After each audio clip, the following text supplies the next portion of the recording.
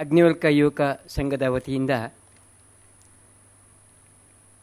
DVG ಸಭಾಂಗಣದಲ್ಲಿ ಹಲವಾರು ವರ್ಷ ಮಹರ್ಷಿ ಯಾಜ್ಞವಲ್ಕರ ಬಗ್ಗೆ ಅನೇಕ ಕಾರ್ಯಕ್ರಮಗಳನ್ನು ಏರ್ಪಡಿಸ್ತಾ ಬಂದಿದ್ವಿ.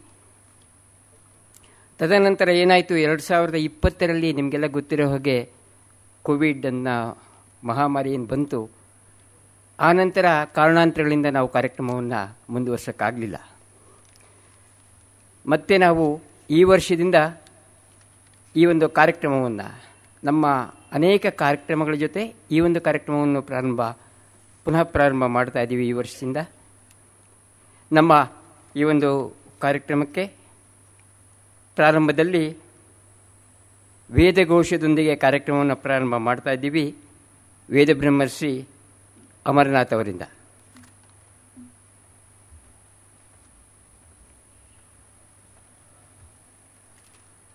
ಗುರುಬ್ರಹ್ಮ ಗುರುರ್ವಿಷ್ಣು ಗುರುರ್ದೇವೋ ಮಹೇಶ್ವರಃ ಗುರುಃ ಸಾಕ್ಷಾತ್ ಪರಬ್ರಹ್ಮ ತಸ್ಮೈ ಶ್ರೀ ಗುರವೇ ನಮಃ. ಓಂ ಗಣಾನಾನ್ ತ್ವಾ ಗಣಪತಿಗ್ ಹವಾಮಹೇ ಪ್ರಿಯಾಣಾನ್ ತ್ವಾ ಪ್ರಿಯಪತಿಗ್ ಹವಾಮಹೇ ನಿಧೀನಾನ್ ತ್ವಾ ನಿಧಿಪತಿಗ್ ಹವಾಮಹೇ ವಸೋ ಮಮ ಮಹಾಗಣಾಧಿಪತಯೇ ನಮಃ. ಪ್ರಣೋ ಯಚ್ಛತ್ವರ್ಯಮಾ ಪ್ರಪೂಷಾ ಪ್ರಸರಸ್ವತೀ ಪ್ರವಾಗ್ದೇವಿ ದದಾತು ನಃ. ಅರ್ಯಮಣಂ ಬೃಹಸ್ಪತಿಮಿಂದ್ರನ್ ದಾನಾಯ ಚೋದಯ. ವಾಚಂ ವಿಷ್ಣುಗ್ ಸರಸ್ವತೀಗ್ ಸವಿತಾರಂ ಚ ವಾಜಿನಂ. ಸರಸ್ವತ್ಯೈ ನಮಃ. ಹರಿಃ ಓಂ. ಆಬ್ರಹ್ಮನ್ ಬ್ರಾಹ್ಮಣೋ ಬ್ರಹ್ಮವರ್ಚಸಿ ಜಾಯತ.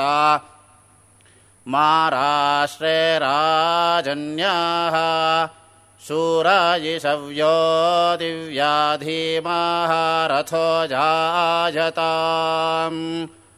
ದೋಗ್ಧ್ರೀ ಧೇನುರ್ವೋಹ್ಲಾನಡ್ವಾನಾಶಃ ಸಪ್ತಿಃ ಪುರಂ ಧರ್ಯೋಷಾ.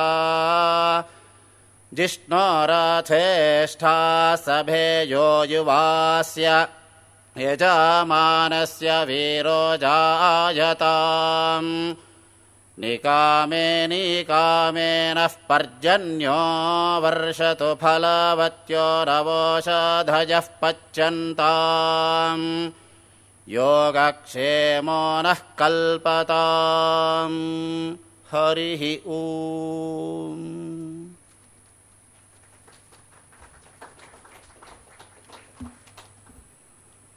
ವೇದಬ್ರಹ್ಮಶ್ರೀ ಅಮರನಾಥ್ ಅವರಿಗೆ ಧನ್ಯವಾದಗಳನ್ನು ಹೇಳ್ತಾ ನಮ್ಮ ಕಾರ್ಯಕ್ರಮದ ಪ್ರಮುಖವಾದಂಥ ಘಟ್ಟಕ್ಕೆ ನಾವು ಇವಾಗ ಬಂದಿದ್ದೀವಿ. ನಮ್ಮ ಈ ಸಂಜೆಯ ಕಾರ್ಯಕ್ರಮವನ್ನು ನಮ್ಮ ವೇದಿಕೆ ಮೇಲೆ ನಡೆಸ್ಕೊಡ್ತಾ ಇದ್ದಾರೆ ಹೆಸರಾಂತ ಹಿರಿಯ ನ್ಯಾಯವಾದಿಗಳು ಮತ್ತು ಕಾನೂನು ತಜ್ಞರು ಆಗಿರುವಂತಹ ಶ್ರೀಯುತ ವಿಕ್ರಮ್ ಪಡ್ಕೆಯವರು.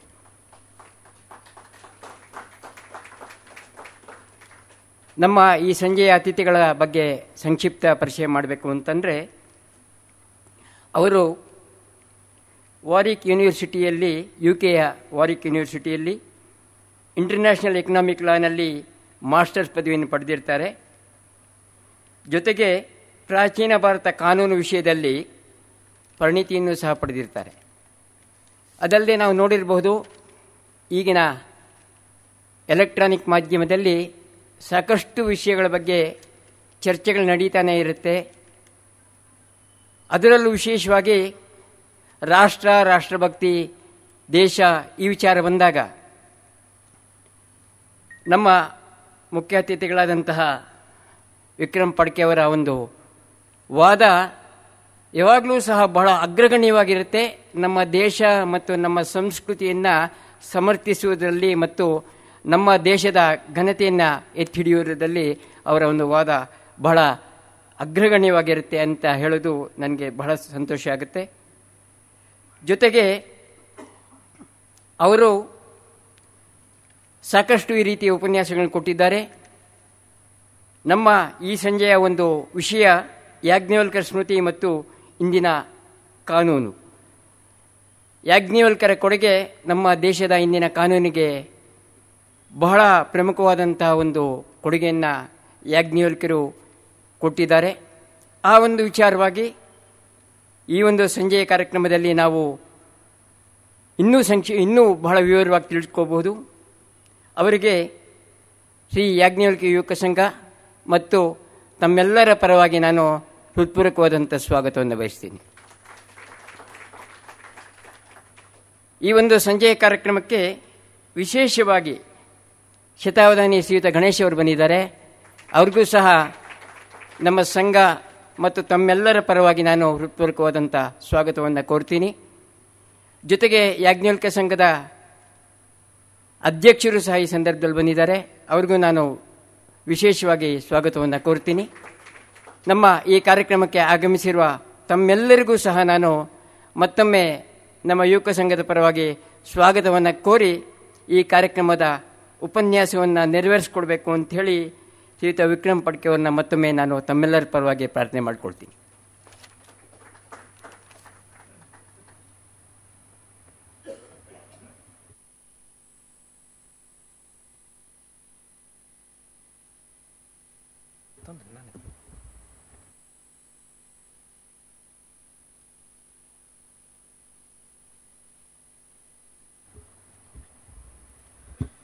ಎಲ್ಲರಿಗೂ ನಮಸ್ಕಾರ. ಅಗಜಾನನ ಪದ್ಮಾರ್ಕಂ ಗಜಾನನ ಮಹರ್ನಿಶಂ ಅನೇಕದಂತಂ ಭಕ್ತಾನಾಂ ಏಕದಂತಮುಪಾಸ್ಮಹೇ. ವಿನಾಯಕ ವಿಘ್ನಹರ್ತ ನಮ್ಮ ಈ ಕಾರ್ಯಕ್ರಮಕ್ಕೆ ಯಶಸ್ಸನ್ನು ಉಂಟು ಮಾಡಲಿ ಅಂತ ಕೇಳ್ಕೊತಾ ನನ್ನ ಮಾತನ್ನ ಶುರು ಮಾಡ್ತೀನಿ. ವಿನಾಯಕ ಕಲ್ಪ ಅಂತ ಯಾಜ್ಞವಲ್ಕ್ಯ ಸ್ಮೃತಿಯೊಳಗಿದೆ. ವಿಶೇಷವಾಗಿ ಸಾಮಾನ್ಯವಾಗಿ ಯಾವುದೋ ಲಾ ಟೆಕ್ಸ್ಟ್ನಲ್ಲಿ ಇದರೊಳಗೆ ನಾವು ಈ ಥರದ್ದು ಇದನ್ನು ನೋಡಿರೋದಿಲ್ಲ. ಆದರೆ ನಮ್ಮ ಏನು ಸ್ಮೃತಿ ಈ ಥರದ ಗ್ರಂಥಗಳಲ್ಲಿ ಬರೀ ಇವತ್ತಿನ ನಾವೇನು ಕಾನೂನು ಅಂತ ಅನ್ಕೋತೀವಿ ಅದ್ರ ವಿಷಯನೇ ಇರುತ್ತೆ ಅಂತ ನಮ್ಮ ಕಲ್ಪನೆ ಏನಿರುತ್ತೆ ಅದನ್ನು ಇನ್ನೊಂಚೂರು ಹೆಚ್ಚು ವಿಸ್ತಾರವಾಗಿ ಅದರೊಳಗೇನಿದೆ ಅಂಥೇಳಿ ನಾವು ನೋಡಲಿಕ್ಕೆ ಇವತ್ತು ತೊಡಗೋಣ. ಮೊದಲನೇದಾಗಿ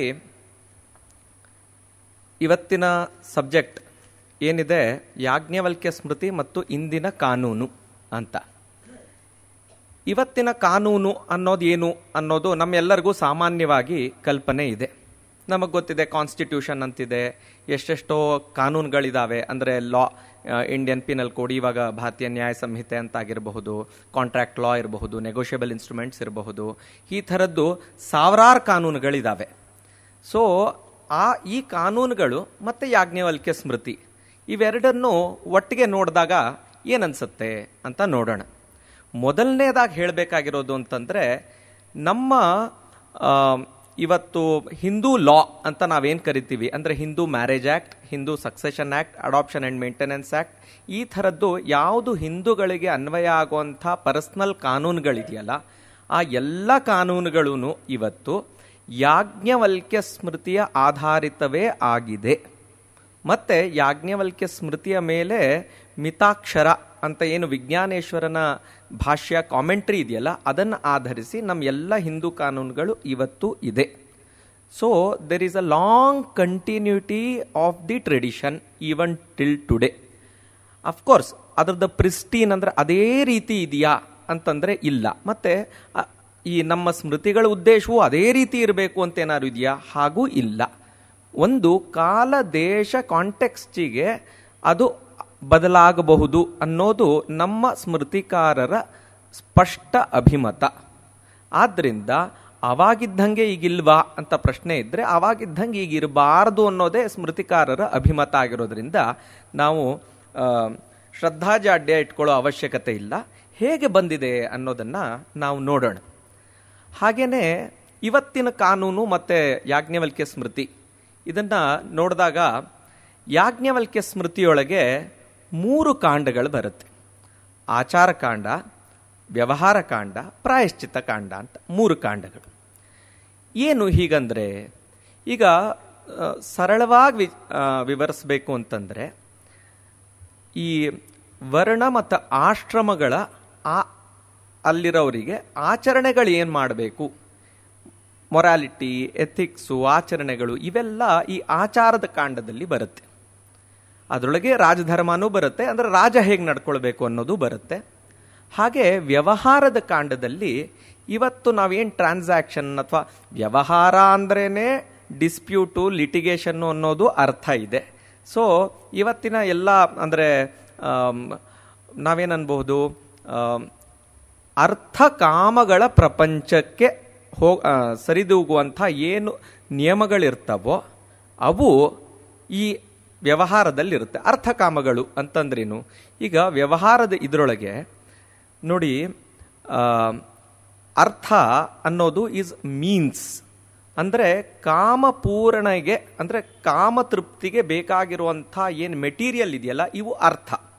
ಈ ಅರ್ಥ ಮತ್ತು ಕಾಮ ಈ ಎರಡರ ಏನು ಇಂಟರ್ಪ್ಲೇ ಇರುತ್ತಲ್ಲ ಅದು ಈ ವ್ಯವಹಾರದ ಅಧ್ಯಾಯದಲ್ಲಿ ಹೆಚ್ಚಾಗಿ ಬರುವಂಥದ್ದು. ಅಂದರೆ ಆಮೇಲೆ ಪ್ರಾಯಶ್ಚಿತ್ತ ಕಾಂಡ ಅಂತ, ಆಚಾರ ತಪ್ಪಿದರೆ ಪ್ರಾಯಶ್ಚಿತ್ತ, ವ್ಯವಹಾರ ತಪ್ಪಿದರೆ ದಂಡ ಅಂತ ನಮ್ಮೆಲ್ಲರಿಗೂ ಗೊತ್ತಿದೆ.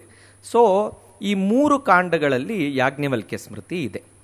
ಈಗ ನಾವು ಏನಂದರೆ, ನಮ್ಮ ಕಾನೂನುಗಳಲ್ಲಿ ಇವತ್ತಿನ ದಿವಸ ಆಚಾರ ಮತ್ತು ಪ್ರಾಯಶ್ಚಿತ್ತ ಅನ್ನೋದು ಇಲ್ಲ. ಇವತ್ತು ವ್ಯವಹಾರದ ಮಾತ್ರ ಕಾನೂನು ಅಂತ ಪರಿಗಣಿಸಲಾಗುತ್ತೆ. ಹಾಗಾದರೆ ನಮ್ಮ ಸ್ಮೃತಿಗಳಲ್ಲಿ, ಅಂದರೆ ಧರ್ಮಶಾಸ್ತ್ರಗಳಲ್ಲಿ ಈ ಆಚಾರ ಮತ್ತು ಅದನ್ನು ತಪ್ಪಿದರೆ ಪ್ರಾಯಶ್ಚಿತ್ತ ಅಂತ ಯಾಕಿಟ್ಟಿದ್ದಾರೆ ಅಂತ ನೋಡೋಣ.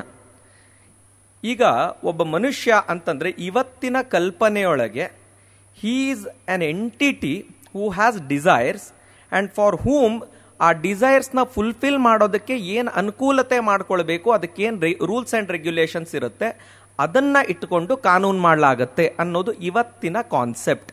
ವ್ಯವಹಾರ ಕಾಂಡದಲ್ಲಿ ಹೆಚ್ಚಾಗಿ ನಾವು ಇದನ್ನು ನೋಡ್ತೀವಿ. ಆದರೆ ಒಬ್ಬ ಮನುಷ್ಯ ಅಂತಂದರೆ ಅವನು ಬರೀ ಆಸೆಗಳ ಪೂರೈಕೆಗೆ ಮಾಡ್ತಾ ಇರುವಂಥ ಒಬ್ಬ ವ್ಯಕ್ತಿನ, ಅರ್ಥಕಾಮಗಳೇ ಅವನ ಜೀವನದ ಪ್ರಮುಖ ಅಂಶಗಳೇ ಅಂತ ನಾವು ನೋಡಬೇಕು. ಅದು ಬಿಟ್ಟು ಮನುಷ್ಯ ಬೇರೆ ಇಲ್ವೇ ಇಲ್ವಾ ಅಂತ. ಈಗ ನಮ್ಗೆಲ್ಲರಿಗೂ ಗೊತ್ತಿರೋ ಹಾಗೆ ಅರಿಷಡ್ ವರ್ಗಗಳಿದ್ದಾವೆ, ಅಂದರೆ ಬೇಸಿಕ್ ಒಂದಿಷ್ಟು ಇನ್ಸ್ಟಿಂಕ್ಟ್ಸ್ ಇದ್ದಾವೆ. ಕಾಮ, ಕ್ರೋಧ, ಮದ, ಮೋಹ, ಮಾತ್ಸರ್ಯ, ಲೋಭ ಇವೆಲ್ಲವು.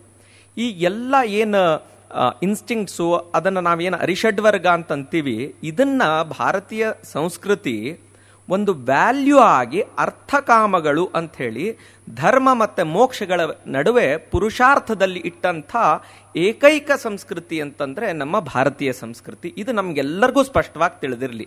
ಯಾಕೆ ಅಂತಂದರೆ ಇಡೀ ಜಗತ್ತು ಇವತ್ತು ಕೂಡ ದೇ ಓನ್ಲಿ ಗ್ರ್ಯಾಪಲ್ ಅರೌಂಡ್ ಅರ್ಥ ಆ್ಯಂಡ್ ಕಾಮ. ಎಲ್ಲರಿಗೂ ಇದಕ್ಕೆ ರೂಲ್ಸ್ ಬೇಕು, ರೆಗ್ಯುಲೇಷನ್ಸ್ ಬೇಕು ಅಂತ ಅನ್ಸುತ್ತೆ, ಅದಕ್ಕೆ ಮಾಡ್ತಾರೆ, ಮಾಡಲ್ಲ ಅಂತಲ್ಲ. ಆದರೆ ಈ ಬೇಸಿಕ್ ಇನ್ಸ್ಟಿಂಕ್ಟ್ಸನ್ನು ವ್ಯಾಲ್ಯೂಸ್ ಆಗಿ ಏನು ನಮ್ಮ ಸಂಸ್ಕೃತಿ ಮಾಡಿದೆಯಲ್ಲ ಅದು ಬೇರೆ ಯಾವ ಸಂಸ್ಕೃತಿಯೊಳಗೂ ಇವತ್ತು ಕೂಡ ಇಲ್ಲ. ಹಾಗಾದ್ರೆ ಇದ್ರದ್ದು ಮಹತ್ವ ಏನು? ನಮ್ಮ ಹತ್ರ ಮಾತ್ರ ಇದೆ, ಬೇರೆಯವ್ರ ಹತ್ರ ಇಲ್ಲ ಅಂತಂದ್ರೆ ಅದರದಲ್ಲ ವಿಶೇಷತೆ.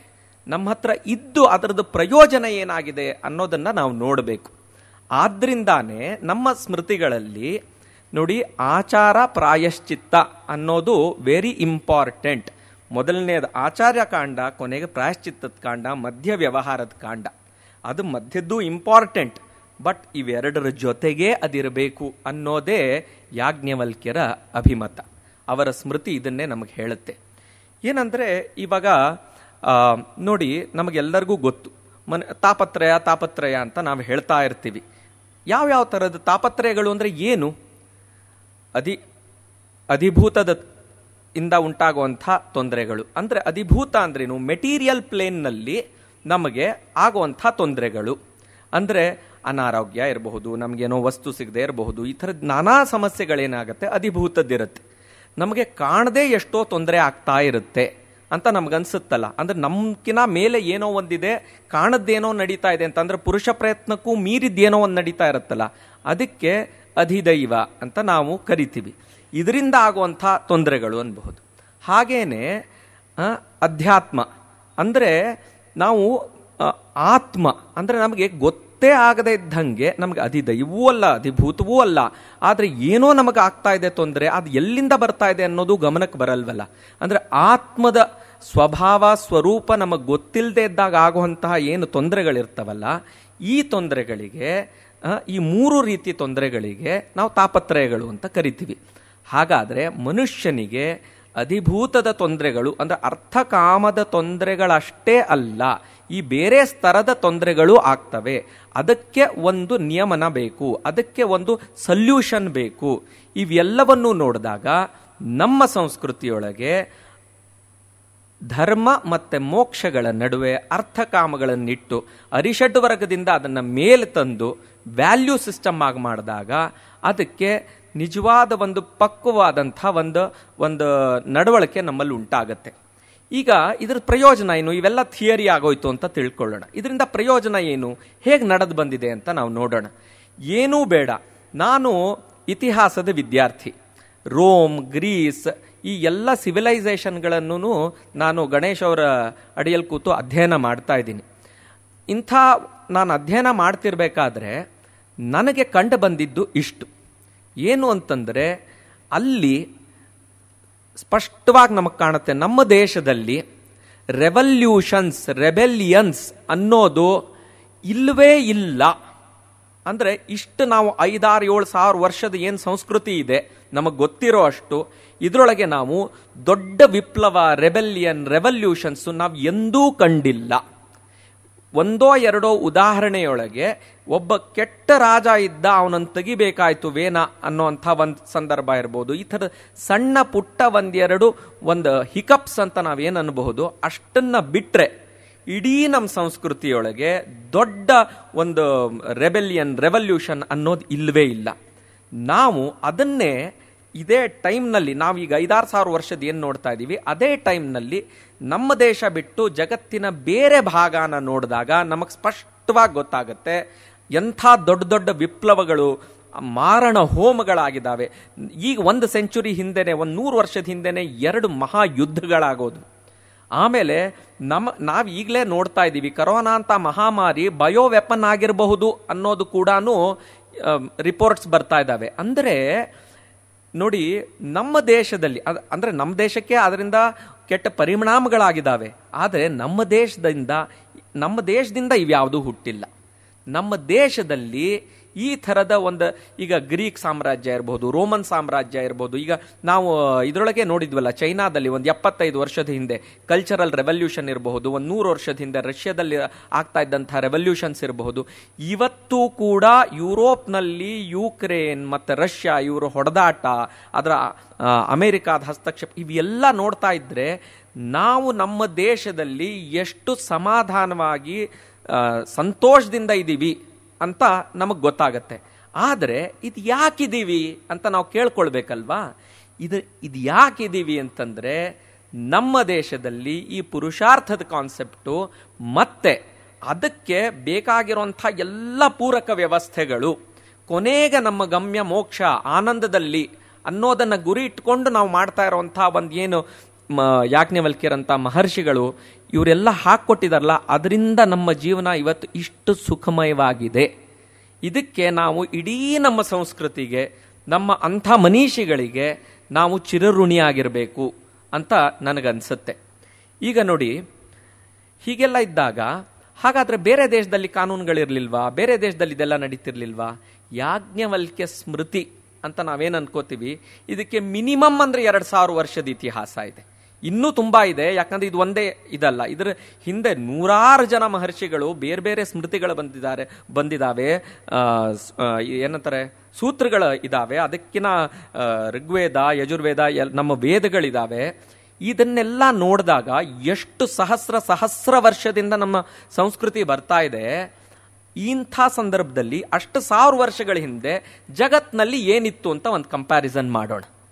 ನಾವು ನೋಡಿದರೆ ನಮ್ಮ ದೇಶದಲ್ಲಿ minute details of transactions, inheritance ಹೇಗಿರಬೇಕು, ಆಮೇಲೆ ಟ್ರಾನ್ಸಾಕ್ಷನ್ಸ್ ಹೇಗೆ ನಡಿಬೇಕು, ರಾಜ ಹೇಗೆ ನಡ್ಕೊಳ್ಬೇಕು, ಪ್ರಜೆಗಳ ಹೇಗೆ ನಡ್ಕೊಳ್ಬೇಕು, ನಾಲ್ಕು ಆಶ್ರಮದವ್ರು ಹೇಗೆ ನಡ್ಕೊಳ್ಬೇಕು, ಇದ್ರ ಬಗ್ಗೆ ಎಲ್ಲ ದೀರ್ಘವಾಗಿ ಚಿಂತನೆ ನಡೆದು ಅದಕ್ಕೆ ತಕ್ಕನಾಗಿರುವಂಥ ರೂಲ್ಸ್ ಹಾಕಿದಾಗ ಬೇರೆ ದೇಶದಲ್ಲಿ ಕ್ಲೇ ಟ್ಯಾಬ್ಲೆಟ್ಸ್ ಮೇಲೆ 10 ಕಮಾಂಡ್ಮೆಂಟ್ಸ್ ಇಟ್ಕೊಂಡು ಓಡಾಡ್ತಾ ಇದ್ರು. ನಿಮಗೆ ಅರ್ಥ ಆಗುತ್ತೆ. ಈಗ ನೆಬುಚಾಡ್ನೆಜರ್ ಅಂತ ಹೇಳಿ ಬೆಬಾಲೋನಿಯಾದಲ್ಲಿ ದೊಡ್ಡ ರಾಜ ಇದ್ದ ಅಂತ, ಅವನು ಒನ್ ಆಫ್ ದ ಗ್ರೇಟೆಸ್ಟ್ ಲಾ ಗಿವರ್ ಅಂತಾರೆ. ಇವತ್ತೆಲ್ಲ ಹುಡುಕಿದ್ರು ಒಂದು 5 ಪ್ರಿಂಟೆಡ್ ಪೇಜಸ್ನಲ್ಲಿ ಅವ್ನು ಮಾಡಿದ ಲಾ ಸಿಕ್ಬಿಡುತ್ತೆ. ನಾವು ಅದೇ ಏನಂತಾರೆ ನಮ್ಮ ವೇದ ವಾಂಗ್ಮಯ, ಸ್ಮೃತಿ ವಾಂಗ್ಮಯ ಇವನ್ನೆಲ್ಲ ನೋಡಿದರೆ ಲಕ್ಷೋಪಲಕ್ಷ ಇದೆ. ಅಂದರೆ ಎಷ್ಟು ದೀರ್ಘವಾದ ಚಿಂತನೆ, ಅದರದ್ದು ಎವಲ್ಯೂಷನ್ನು, ಅದರದ್ದು ಮತ್ತೆ ಮತ್ತೆ ಮತ್ತೆ ಮತ್ತೆ ಮತ್ತೆ ಮತ್ತೆ ಅದನ್ನು ಸರಿಪಡಿಸುವಂಥ, ಅಂದರೆ ಕಾಲಕ್ಕೆ ದೇಶಕ್ಕೆ ತಕ್ಕನಾಗಿ ಮಾಡುವಂಥ ಏನು ಪ್ರಕ್ರಿಯೆಗಳು ನಡೆದಿದ್ದಾವೆ, ಇವನ್ನ ನೋಡಿದ್ರೆ ಗೊತ್ತಾಗುತ್ತೆ ದಟ್ ನಮ್ಮ ದೇಶ ಯಾವತ್ತಿಂದಾನು ಈ ಸುಸ್ಥಿತಿನಲ್ಲಿ ಯಾಕಿದಾವೆ ಅಂತಂದರೆ ಇಂತಹ ಮಹರ್ಷಿಗಳು ನಮ್ಮ ದೇಶದಲ್ಲಿ ಜಗತ್ಕಾರುಣ್ಯದಿಂದ ಕೆಲಸ ಮಾಡಿದ್ದಾರೆ. ಅವರು ತಮ್ಮ ಎಲ್ಲವನ್ನು ಅಂದರೆ ನಿಸ್ಪೃಹರಾಗಿ, ಇವತ್ತು ನಮಗೆ ಗೊತ್ತಾಗುತ್ತೆ ಏನಂತಂದ್ರೆ ಕಾನೂನು ಅಂದ್ರೆ ಹೇಗೆ ಮಾಡುತ್ತೆ, ಜನ ಬರ್ತಾರೆ, ಪಾರ್ಲಿಮೆಂಟ್ ಇರುತ್ತೆ ಅಥವಾ ಕಾನ್ಸ್ಟಿಟ್ಯೂಂಟ್ ಅಸೆಂಬ್ಲೀಸ್ ಇರುತ್ತೆ, ಎಲ್ಲರೂ ಕೂತ್ಕೋತಾರೆ, ಇದನ್ನೆಲ್ಲ ಮಾಡ್ತಾರೆ. ಆದರೆ ಮಾಡ್ತಾ ಇರೋಂತಹ ಜನ ಏನು, ಒಳ್ಳೆಯವರಿದ್ದಾರೆ, ಇಲ್ಲ ಅಂತ ಹೇಳಲ್ಲ, ಮತ್ತೆ ತಿಳಿದವರು ಇರ್ತಾರೆ. ಆದರೆ ಇದೆಲ್ಲದರ ಜೊತೆಗೆ ನೋಡಿ ನಿಸ್ಪೃಹರಾಗೂ ಇರಬೇಕು, ಬುದ್ಧಿವಂತರಾಗೂ ಇರಬೇಕು, ಅದೇನೆ ಕಾರ್ಯದಕ್ಷತೆನೂ ಇರಬೇಕು. ಇವು ಮೂರೂ ಇರಬೇಕು. ಇಂಥವರು ನಮ್ಮ ಋಷಿ ಮುನಿಗಳಾಗಿದ್ರು. ಇವತ್ತು ಕಾರ್ಯದಕ್ಷತೆ ಇರಬಹುದು, ಬುದ್ಧಿವಂತರು ಆಗಿರಬಹುದು, ಆದರೆ ಸೆಲ್ಫ್ ಇಂಟ್ರೆಸ್ಟು ಬಂದ್ಬಿಟ್ಟಿರುತ್ತಲ್ಲ, ಅದು ನಮಗೆ ನಮ್ಮ ಕಾನ್ಸ್ಟಿಟ್ಯೂಂಟ್ ಅಸೆಂಬ್ಲಿ ಡಿಬೇಟ್ಸ್ನಲ್ಲಿ ನೋಡಬಹುದು, ನಮ್ಮ ಪಾರ್ಲಿಮೆಂಟಲ್ಲಿ ನೋಡಬಹುದು. ಇದೆಲ್ಲ ಯಾಕಂದ್ರೆ ಇದು ರೆಡಿಲಿ ನಮ್ಗೆ ಇವತ್ತು ಅವೈಲೇಬಲ್ ಇದೆ. ಉನ್ನತವಾದ ಒಂದು ಉದ್ದೇಶಕ್ಕೆ ಮಾಡಲಿಲ್ವಾ? ಖಂಡಿತ ಅದು ಉದ್ದೇಶ ಇಟ್ಕೊಂಡೇ ಮಾಡಿದ್ದಾರೆ. ಆದರೆ ನಾವು ಅದನ್ನೆಲ್ಲ ಥ್ರೆಡ್ ಬೇರಾಗಿ ನೋಡ್ತಾ ಹೋದರೆ ಇದರೊಳಗೆ ಎಷ್ಟೆಷ್ಟೋ ಡಿಫರೆಂಟ್ ಇಂಟ್ರೆಸ್ಟು, ಆಮೇಲೆ ಪ್ರೆಷರ್ ಗ್ರೂಪ್ಸು, ಲಾಬಿಯಿಂಗು ಇವೆಲ್ಲವೂ ನಡೀತಾನೆ ಇರುತ್ತೆ, ಇವತ್ತಿಗೂ ನಡೀತಾ ಇರುತ್ತೆ. ಆದ್ದರಿಂದ ನಮ್ಮ ಏನು ಈ ಸ್ಮೃತಿಗಳು ಅವು ಇವು ಅಂತ ಏನು ಇದಾವಲ್ಲ, ಇವನ್ನ ನಾವು ನೋಡಬೇಕಾದ್ರೆ ಎಂಥ ಮನೀಷಿಗಳು ಬರೆದಿದ್ದಾರೆ, ಎಂಥ ಮನೀಷಿಗಳು ಇದರದ್ದು ಕರ್ತೃಗಳು ಅಂತ ಯೋಚನೆ ಮಾಡಿದಾಗ ನಿಸ್ಪೃಹರು, ಬುದ್ಧಿವಂತರು, ಕಾರ್ಯದಕ್ಷರು, ಅನುಭವಿಗಳು ಇದನ್ನು ಬರೆದಿದ್ದಾರೆ. ಆದ್ದರಿಂದ ಇದನ್ನು ನಾವು ಅಧ್ಯಯನ ಮಾಡಬೇಕು. ಈಗ ನಾನು ಲಾಯರ್, ಇದೆಲ್ಲ ವಿಷಯಗಳು ಹೇಗೆ ಬರುತ್ತೆ, ಕಾನೂನು ಅನ್ನೋದು ಹೇಗಾಗುತ್ತೆ ಅಂತ ನೋಡೋಣ. ಒಂದು ಸಣ್ಣ ಕೇಸ್ ಬಗ್ಗೆ ಹೇಳ್ತೀನಿ ನಾನು ನಿಮಗೆ. ಒಂದು ಹೆಣ್ಮಗಳನ್ನು ಅವ್ರ ತಂದೆ ಕರ್ಕೊಂಬಂದರು. ಅವರು ನಮ್ಮ ತಂದೆಯವ್ರ ಕ್ಲೈಂಟ್ ಆಗಿದ್ರು. ನನ್ನ ಮಗಳದೊಂದು ಕೇಸ್ ಇದೆ ತಗೊಳ್ಳಿ ನೀವು ಅಂತ ನನ್ನ ಹತ್ರ ಬಂದರು. ಏನು ಕೇಸು ಅಂತ ನೋಡಿದೆ. ಅದರೊಳಗೆ ಆ ಹೆಣ್ಮಗಳು ಹೇಳ್ತಾಳೆ, ನೋಡಿ ನಮ್ಮ ಯಜಮಾನರು ತೀರ್ಕೊಂಡ್ಬಿಟ್ಟಿದ್ದಾರೆ, ನನಗೊಬ್ಬಳು ಮಗಳಿದ್ದಾಳೆ, ಆಮೇಲೆ ನಮ್ಮ ಅತ್ತೆ ನನಗೆ ಆಸ್ತಿಯೊಳಗೆ ಪಾಲು ಕೊಡ್ತಾ ಇಲ್ಲ, ನಮಗೆ ಕಷ್ಟ ಇದೆ, ಮನೆಯಲ್ಲೂ ಸರಿಯಾಗಿ ನೋಡ್ಕೊಳ್ಳೋದಿಲ್ಲ, ನನಗೆ ಆಸ್ತಿನಲ್ಲಿ ಪಾಲು ಬೇಕು. ಆಯಿತು ನೋಡೋಣ ಹೇಗಿದೆ ನಿಮ್ಮದು, ಅಂದರೆ ಏನಂತಾರೆ ಕುಟುಂಬದಲ್ಲಿ ಯಾರ್ಯಾರಿದ್ದೀರಿ ಏನೇನು ಅಂತೆಲ್ಲ ಕೇಳ್ತಾ ಬಂದಾಗ, ಆಸ್ತಿ ಏನಿದೆ ಅಂತ ಕೇಳ್ತಾ ಬಂದಾಗ ಆವಾಗ ಆ ಹೆಣ್ಮಗಳು ಹೇಳಿದ್ಲು, ನೋಡಿ ನಮ್ಮ ಯಜಮಾನರು 2 ಆಸ್ತಿ ಮಾಡಿದ್ರು, 2 ಪ್ರಾಪರ್ಟಿ ಮಾಡಿದ್ರು, ಅದರೊಳಗೆ ನನಗೆ ಭಾಗ ಬೇಕು. ಆಯಿತು, ನಿಮ್ಮ ಅತ್ತೆಯವ್ರು ಏನಂತಾರೆ, ಯಾಕಂದರೆ ಕ್ಲಾಸ್ 1 ಲೀಗಲ್ ಏರ್ಸ್ ಅಂತ ನಮಗೆ ಗೊತ್ತಿದೆ, ತಾಯಿ, ಹೆಂಡತಿ, ಮಕ್ಕಳು ಫಸ್ಟ್ ಕ್ಲಾಸ್ 1 ಲೀಗಲ್ ಏರ್ಸ್ ಬರ್ತಾರೆ.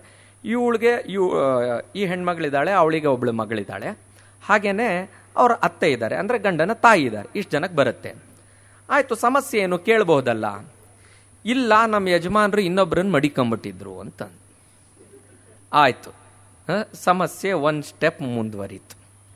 ಆಮೇಲೆ ನೋಡೋಣ, ಆಗಲಿ ಅದಿರಲಿ, ಈಗ ನಿಮ್ಮ ಅತ್ತೆಯವ್ರು ಏನಂತಾರೆ. ಅದಕ್ಕೆ ಅವ್ರ ಅತ್ತೆಯವರು ಅಂದರೆ ನನಗೆ ಬೇರೆ ಬೇರೆ ರೀತಿಯಲ್ಲೂ ಅತ್ತೆ, ಹೆಂಗೆ ಅಂದರೆ ಅಣ್ಣ ತಂಗಿ ಹಿಂಗೆ ಜೋಡಿಯಲ್ಲಿ ಮದುವೆ ಮಾಡ್ಕೊಂಡಿದ್ದಾರೆ. ಸೊ ಇವರ ಅತ್ತೆ ಯಾರಿದಾರಲ್ಲ ಇವ್ರಿಗೆ ಸೋದರತ್ತೇನೂ ಹೌದು, ಆದರೆ ಏನೇ ಆಗಲಿ ಅತ್ತೆ ಸೊಸೆನೆ. ಆದ್ದರಿಂದ ಅವ್ರು ನನಗೆ ಪಾಲು ಕೊಡೋಕ್ಕೆ ರೆಡಿ ಇಲ್ಲ. ಆಯಿತು, ಕೇಸ್ ಹಾಕೋಣ ಅಂತ ನಾವು ಕೇಸ್ ಹಾಕಿದ್ವಿ, ಪಾಲು ಕೊಡಬೇಕು ಅಂತ. ಕೇಸ್ ಹಾಕಿದ ಮೇಲೆ ಅವ್ರ ಅತ್ತೆಯವ್ರ ಕಡೆಯಿಂದ ಇದನ್ನು ಒಂದು ರಿಟರ್ನ್ ಸ್ಟೇಟ್ಮೆಂಟ್, ನಾವು ಪ್ಲೇಂಟ್ ಅಂತ ಹಾಕಿದ ಮೇಲೆ ಅದನ್ನು ರಿಟರ್ನ್ ಸ್ಟೇಟ್ಮೆಂಟ್ ಅಂತ ಹೇಳುತ್ತೆ. ಯಾಜ್ಞವಲ್ಕ್ಯ ಸ್ಮೃತಿನಲ್ಲೂ ಅವೆಲ್ಲ ಬರುತ್ತೆ. ಪ್ಲೀಡಿಂಗ್ಸ್ ಅಂದ್ರೇನು, ಇವ್ರು ಹೇಗೆ ಹೇಳಬೇಕು, ಅವ್ರೇನು ಹೇಳಬೇಕು, ಹೇಳಿದ್ದನ್ನೆಲ್ಲ ಹೇಗೆ ಒಬ್ರು ಬರ್ಕೊಳ್ಬೇಕು, ಅದಕ್ಕೆ ಸರಿಗಿದೆಯಾ ಬರ್ಕೊಂಡಿರೋದು ಅಂತ ನೋಡಬೇಕು, ಇದೆಲ್ಲ ಬರುತ್ತೆ. ಅದಿರಲಿ, ಅದು ಆಮೇಲೆ ಬರೋಣ. ಕೇಸ್ ನೋಡೋಣ. ಅವ್ರು ಬರೆದ್ರು, ಇಲ್ಲ ಇವಳು ನನ್ನ ಏನಂತಾರೆ ಇವಳಕಿನ ಮುಂಚೆ ನನ್ನ ಮಗ ಇನ್ನೊಬ್ಳನ್ನ ಮದುವೆ ಆಗಿದ್ದ ಅಂತ. ಹೌದಪ್ಪ, ನಾವೇನು ಅದನ್ನು ತೋರ್ಸೋಕ್ಕಾಗಲ್ಲ, ಯಾಕಂದ್ರೆ ಮಡಿಕೊಂಡಿದ್ರು ಅಂತ ಇವಳು ಹೇಳಿದ್ರಲ್ಲ, ಲೀಗಲಿ ವೆಡೆಡ್ ಅಲ್ಲ. ಹಾಗಾದರೆ ಅವ್ರ ಅತ್ತೆ ಬಂದು ಹಿಂಗೆ ಹೇಳ್ತಾ ಇದ್ದಾರಲ್ಲ ಅಂತ. ಸೊ ಇವಾಗ ಅವರನ್ನು ಕರ್ಕೊಂಬಂದು ಪಾರ್ಟಿ ಮಾಡಿ, ಅತ್ತೆ ಇದನ್ನೇ ಒಪ್ತಾ ಇಲ್ಲ, ಏನಂತಾರೆ ಇವ್ರು ನನ್ನ ಸೊಸೆನೆ ಅಂತ. ಇನ್ನೊಬ್ರನ್ನು ಅವ್ರಿಗೆ 2 ಮಕ್ಕಳು. ಆ ಮಕ್ಕಳ ಏಜ್ ನೋಡಿದರೆ ಈ ನಾವು ಕೇಸ್ ಹಾಕಿದ್ವಲ್ಲ ಆ ಮಗಳಕಿನ 1 ವರ್ಷ ದೊಡ್ಡವಳವಳು. ಸೊ ಮದುವೆ ಮೊದಲು ಯಾರ್ದಾಯ್ತು ಅಂತ ಪ್ರಶ್ನೆ. ಇವ್ರು ಹೇಳೋದು ಎಲ್ಲ ಶಾಸ್ತ್ರೋಕ್ತವಾಗಿ ನನ್ನ ಜೊತೆ ಮದುವೆ ಆಯಿತು ನಮ್ಮ ಯಜಮಾನ್ರದ್ದು ಅಂತ. ಅವರದ್ದು ಮದುವೆದು ಪ್ರೂಫ್ ಇಲ್ಲ, ಆದರೆ ಮೊದಲೇ ಮದುವೆ ಆಗಿದ್ದೀನಿ ಅಂತ ಅವ್ರು ಅಂತಾರೆ. ಆದರೆ ಪ್ರೂಫ್ ಏನು? ಮಕ್ಕಳೇ ಪ್ರೂಫು ಅಂತಾರೆ. ಈ ಥರದ ಸಮಸ್ಯೆ ಆಯಿತು. ಇಷ್ಟ ಆಯಿತು. 2 ಪ್ರಾಪರ್ಟಿ ಅಂತಂತಿದ್ವಲ್ಲ, ಈ 2 ಪ್ರಾಪರ್ಟಿನಲ್ಲಿ ಆ ಇನ್ನೊಬ್ರು ಹೆಂಗಸರಿದ್ರಲ್ಲ ಅವರು ಅದರೊಳಗೆ 1 ಪ್ರಾಪರ್ಟಿನ ಬ್ಯಾಂಕ್ ಅಡ ಇಟ್ಟು ಅವರು ಮತ್ತು ಇನ್ನೊಬ್ಬರು ಅವ್ರ ಪಾರ್ಟ್ನರು ಆ ಸಾಲ ತೀರಿಸ್ದೇನೆ ಆ ಬ್ಯಾಂಕ್ನವ್ರು ಅದನ್ನು ಹರಾಜು ಹಾಕಿ ಅದನ್ನು ಇನ್ನೊಬ್ರು ಯಾರೋ ಕೊಂಡ್ಕೊಂಡಿದ್ರು. ಸೊ ಇನ್ನೊಂದು ಸ್ಟೆಪ್ ನಾವು ಮುಂದೆ ಹೋಗೋಣ. ಸೊ ಇಷ್ಟು ಕಾಂಪ್ಲಿಕೇಶನ್ ಇಷ್ಟೆಲ್ಲ ನಡೀತಾ ಇರಬೇಕಾದ್ರೆ ನೋಡಿ, ಈ ಥರದ ಸಮಸ್ಯೆ ಹೊಸ ಸಮಸ್ಯೆ ಅಲ್ಲ.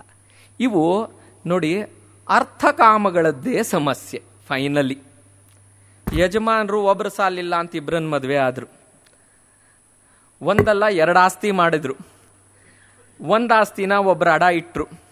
ಇವೆಲ್ಲದ್ರ ನಡುವೆ ಅತ್ತೆ ಇವ್ರ ಸೊಸೆನೇ ಅಲ್ಲ ಅಂತಾರೆ. ಇಷ್ಟೆಲ್ಲ ಗಲಾಟೆ ನಡುವೆ ನಾನು ಕೇಳಿದೆ, ಯಾಕೆ ನಿಮ್ಮ ಅತ್ತೆ ನಿಮ್ಗೆ ಹಿಂಗೆ ಮಾಡ್ತಾರೆ, ನಿಮ್ಮ ಸೋದರತ್ತೇನೂ ಹೌದಲ್ವಾ, ಏನೋ ಅವ್ರಿಗೆ ಸರಿ ಬೀಳಲಿಲ್ಲ ಅಂತ. ಆಯಿತು, ಈ ಹೆಣ್ಮಗಳು ಹೇಳಿದ್ಲು. ಒಂದ್ಸಲಿ ಎಲ್ಲ ಕಥೆ ನಾವು ಕೇಳ್ತಿರ್ತೀವಲ್ಲ, ನಾವು ಸಾಕ್ಷಿ ಮಾಡಿಸ್ಬೇಕಾದ್ರೆ ಅದು ಇದು ಎಲ್ಲ ಏನು ಮಾಡೋದು ಅಂತ. ಅವಾಗ ಪಾಪ ತುಂಬ ದುಃಖ ಪಟ್ಕೊಂಡಿದ್ಲು. ಹೇಳಿದ್ಲು ಏನು ಅಂತಂದರೆ, ಎಲ್ಲ ಸರಿ ನನಗೆ ಮದುವೆ ಮಾಡಿದ್ರು, ಎಲ್ಲ ಮಾಡಿದ್ರು, ನನಗೆ ಮೊದಲೇ ಹೇಳಿದ್ದಿದ್ರೆ ಅದೊಬ್ಬರು ಇದ್ದಾರೆ ಅಂತ ನಾನು ಮದುವೆ ಮಾಡ್ಕೋತಿದ್ನ ಅಂತ. ಸೊ ಗೊತ್ತಿಲ್ಲದೆ ಮದುವೆ ಮಾಡಿದ್ರು. ಸೊ ಹೊಸ ಸಮಸ್ಯೆ ಆಯ್ತಾ. ಅಂದರೆ ಕನ್ಸೆಂಟ್ ವಾಸ್ ಅಬ್ಟೇನ್ಡ್ ಬೈ ಮಿಸ್ರೆಪ್ರೆಸೆಂಟೇಷನ್, ಕನ್ಸೀಲ್ಮೆಂಟ್. ಇವನು ಯುವಕ ಇದ್ದಾನೆ, ಮದುವೆ ಆಗಿಲ್ಲ ಅಂತ ರೆಪ್ರೆಸೆಂಟ್ ಮಾಡಿ ಇವ್ರಿಗೆ ಮದುವೆ ಮಾಡಿಬಿಟ್ರು. ಆಯಿತು, ಇಷ್ಟೆಲ್ಲ ಅಂದರೆ ಒಂದು ಸ್ಮಾಲ್ ಒಂದು ಪಾರ್ಟಿಷನ್ ಸೂಟಿಂದ ಎಲ್ಲೆಲ್ಲಿಗೆ ಹೋಗುತ್ತೆ ಅಂತ ನೋಡೋಣ. ಇದಾದ್ಮೇಲೆ ಇಷ್ಟೆಲ್ಲ ನಡೀತಾ ಇತ್ತಲ್ಲ, ಇದು ಇಷ್ಟಂದ್ರೂ ಒಂದು ಏನಂದರೆ ಅಧಿಭೂತದ ಸಮಸ್ಯೆ ಅಂತ ಇಟ್ಕೊಳ್ಳೋಣ. ನನಗೆ ಆ ಹೆಣ್ಮಗಳು ಹೇಳಿದ್ದು, ಅಲ್ಲ ಸರ್ ಎಲ್ಲ ಕರೆಕ್ಟು, ದೇವ್ರ ಪಾತ್ರೆ ಬೆಳಗಕ್ಕೆ ಅವಳ ಹತ್ರ ಬೆಳಗಿಸ್ತಾರೆ, ನಾನು ತಾನೇ ಅದೇ ಜಾತಿ ಅವಳು ಇದ್ದವಳು, ನನ್ನ ಹತ್ರ ಬೆಳಗಿಸ್ಬೇಕಲ್ವಾ ಅಂತ. ಇದು ಅಧಿದೇವದ ಇದು ಸಮಸ್ಯೆ ಬಂತು.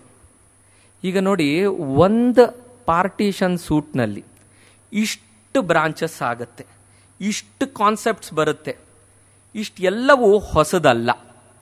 ಈಗ ನಾನು ಯಾಜ್ಞವಲ್ಕ್ಯ ಸ್ಮೃತಿ ಓದ್ತಾ ಇರಬೇಕಾದ್ರೆ ಈ ಅವಕಾಶದಿಂದಾನೇ ಇನ್ನೂ ಡೀಟೇಲ್ ಆಗಿ ಓದೋವಂಥ ಒಂದು ಸಂದರ್ಭ ಬಂತು.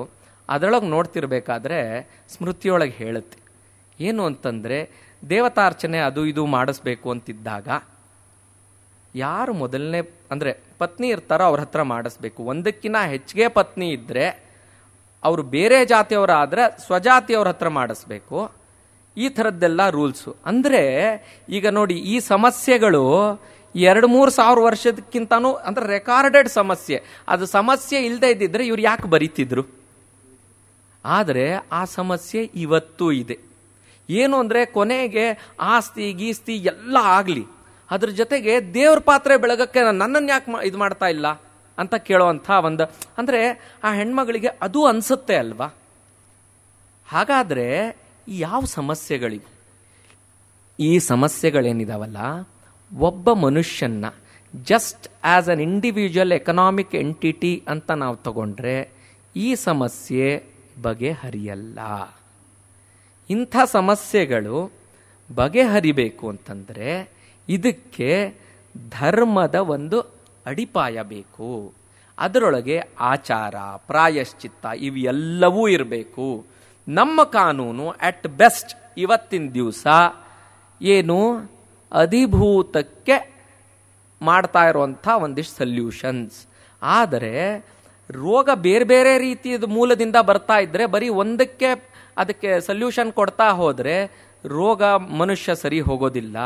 ಆದ್ರಿಂದ ನಮ್ಮ ಹಿರೀಕರು ಇದಕ್ಕೆ ಬೇರೆ ಬೇರೆ ರೀತಿ ಸಮಸ್ಯೆಗಳು ಬಂದಾಗ ಅದನ್ನು ಹೇಗೆ ನಡೆಸಬೇಕು ಅಂತ ಮಾಡಿದರು.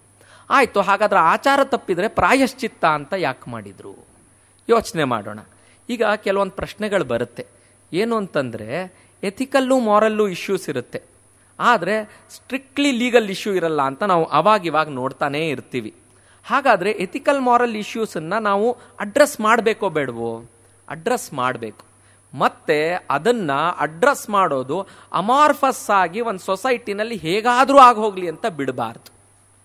ಅದಕ್ಕೆ ಸ್ಪಷ್ಟವಾಗಿ ಈ ಅಡ್ಮಿನಿಸ್ಟ್ರೇಷನ್ ನಡೆಸ್ತಾ ಇರೋವಂಥವರಿಗೆ ಮತ್ತೆ ಜನರಿಗೆ ತಿಳಿಯುವಂಥ ಒಂದು ಟೆಕ್ಸ್ಟಲ್ಲಿ ಅದು ಇರಬೇಕು. ಮತ್ತು ಆ ಟೆಕ್ಸ್ಟು ಅಥಾರಿಟೇಟಿವ್ ಟೆಕ್ಸ್ಟ್ ಇರಬೇಕು. ಮತ್ತು ಅದರ ಜೊತೆಗೆ ಆ ಟೆಕ್ಸ್ಟ್ ಯಾವುದಿರುತ್ತಲ್ಲ ಅದರ ಜೊತೆಗೆ ಕಾನೂನು, ಆಚಾರ, ಪ್ರಾಯಶ್ಚಿತ್ತ ಎಲ್ಲವೂ ಒಳಗೊಂಡಂಥ ಟೆಕ್ಸ್ಟಲ್ಲೇ ಇರಬೇಕು.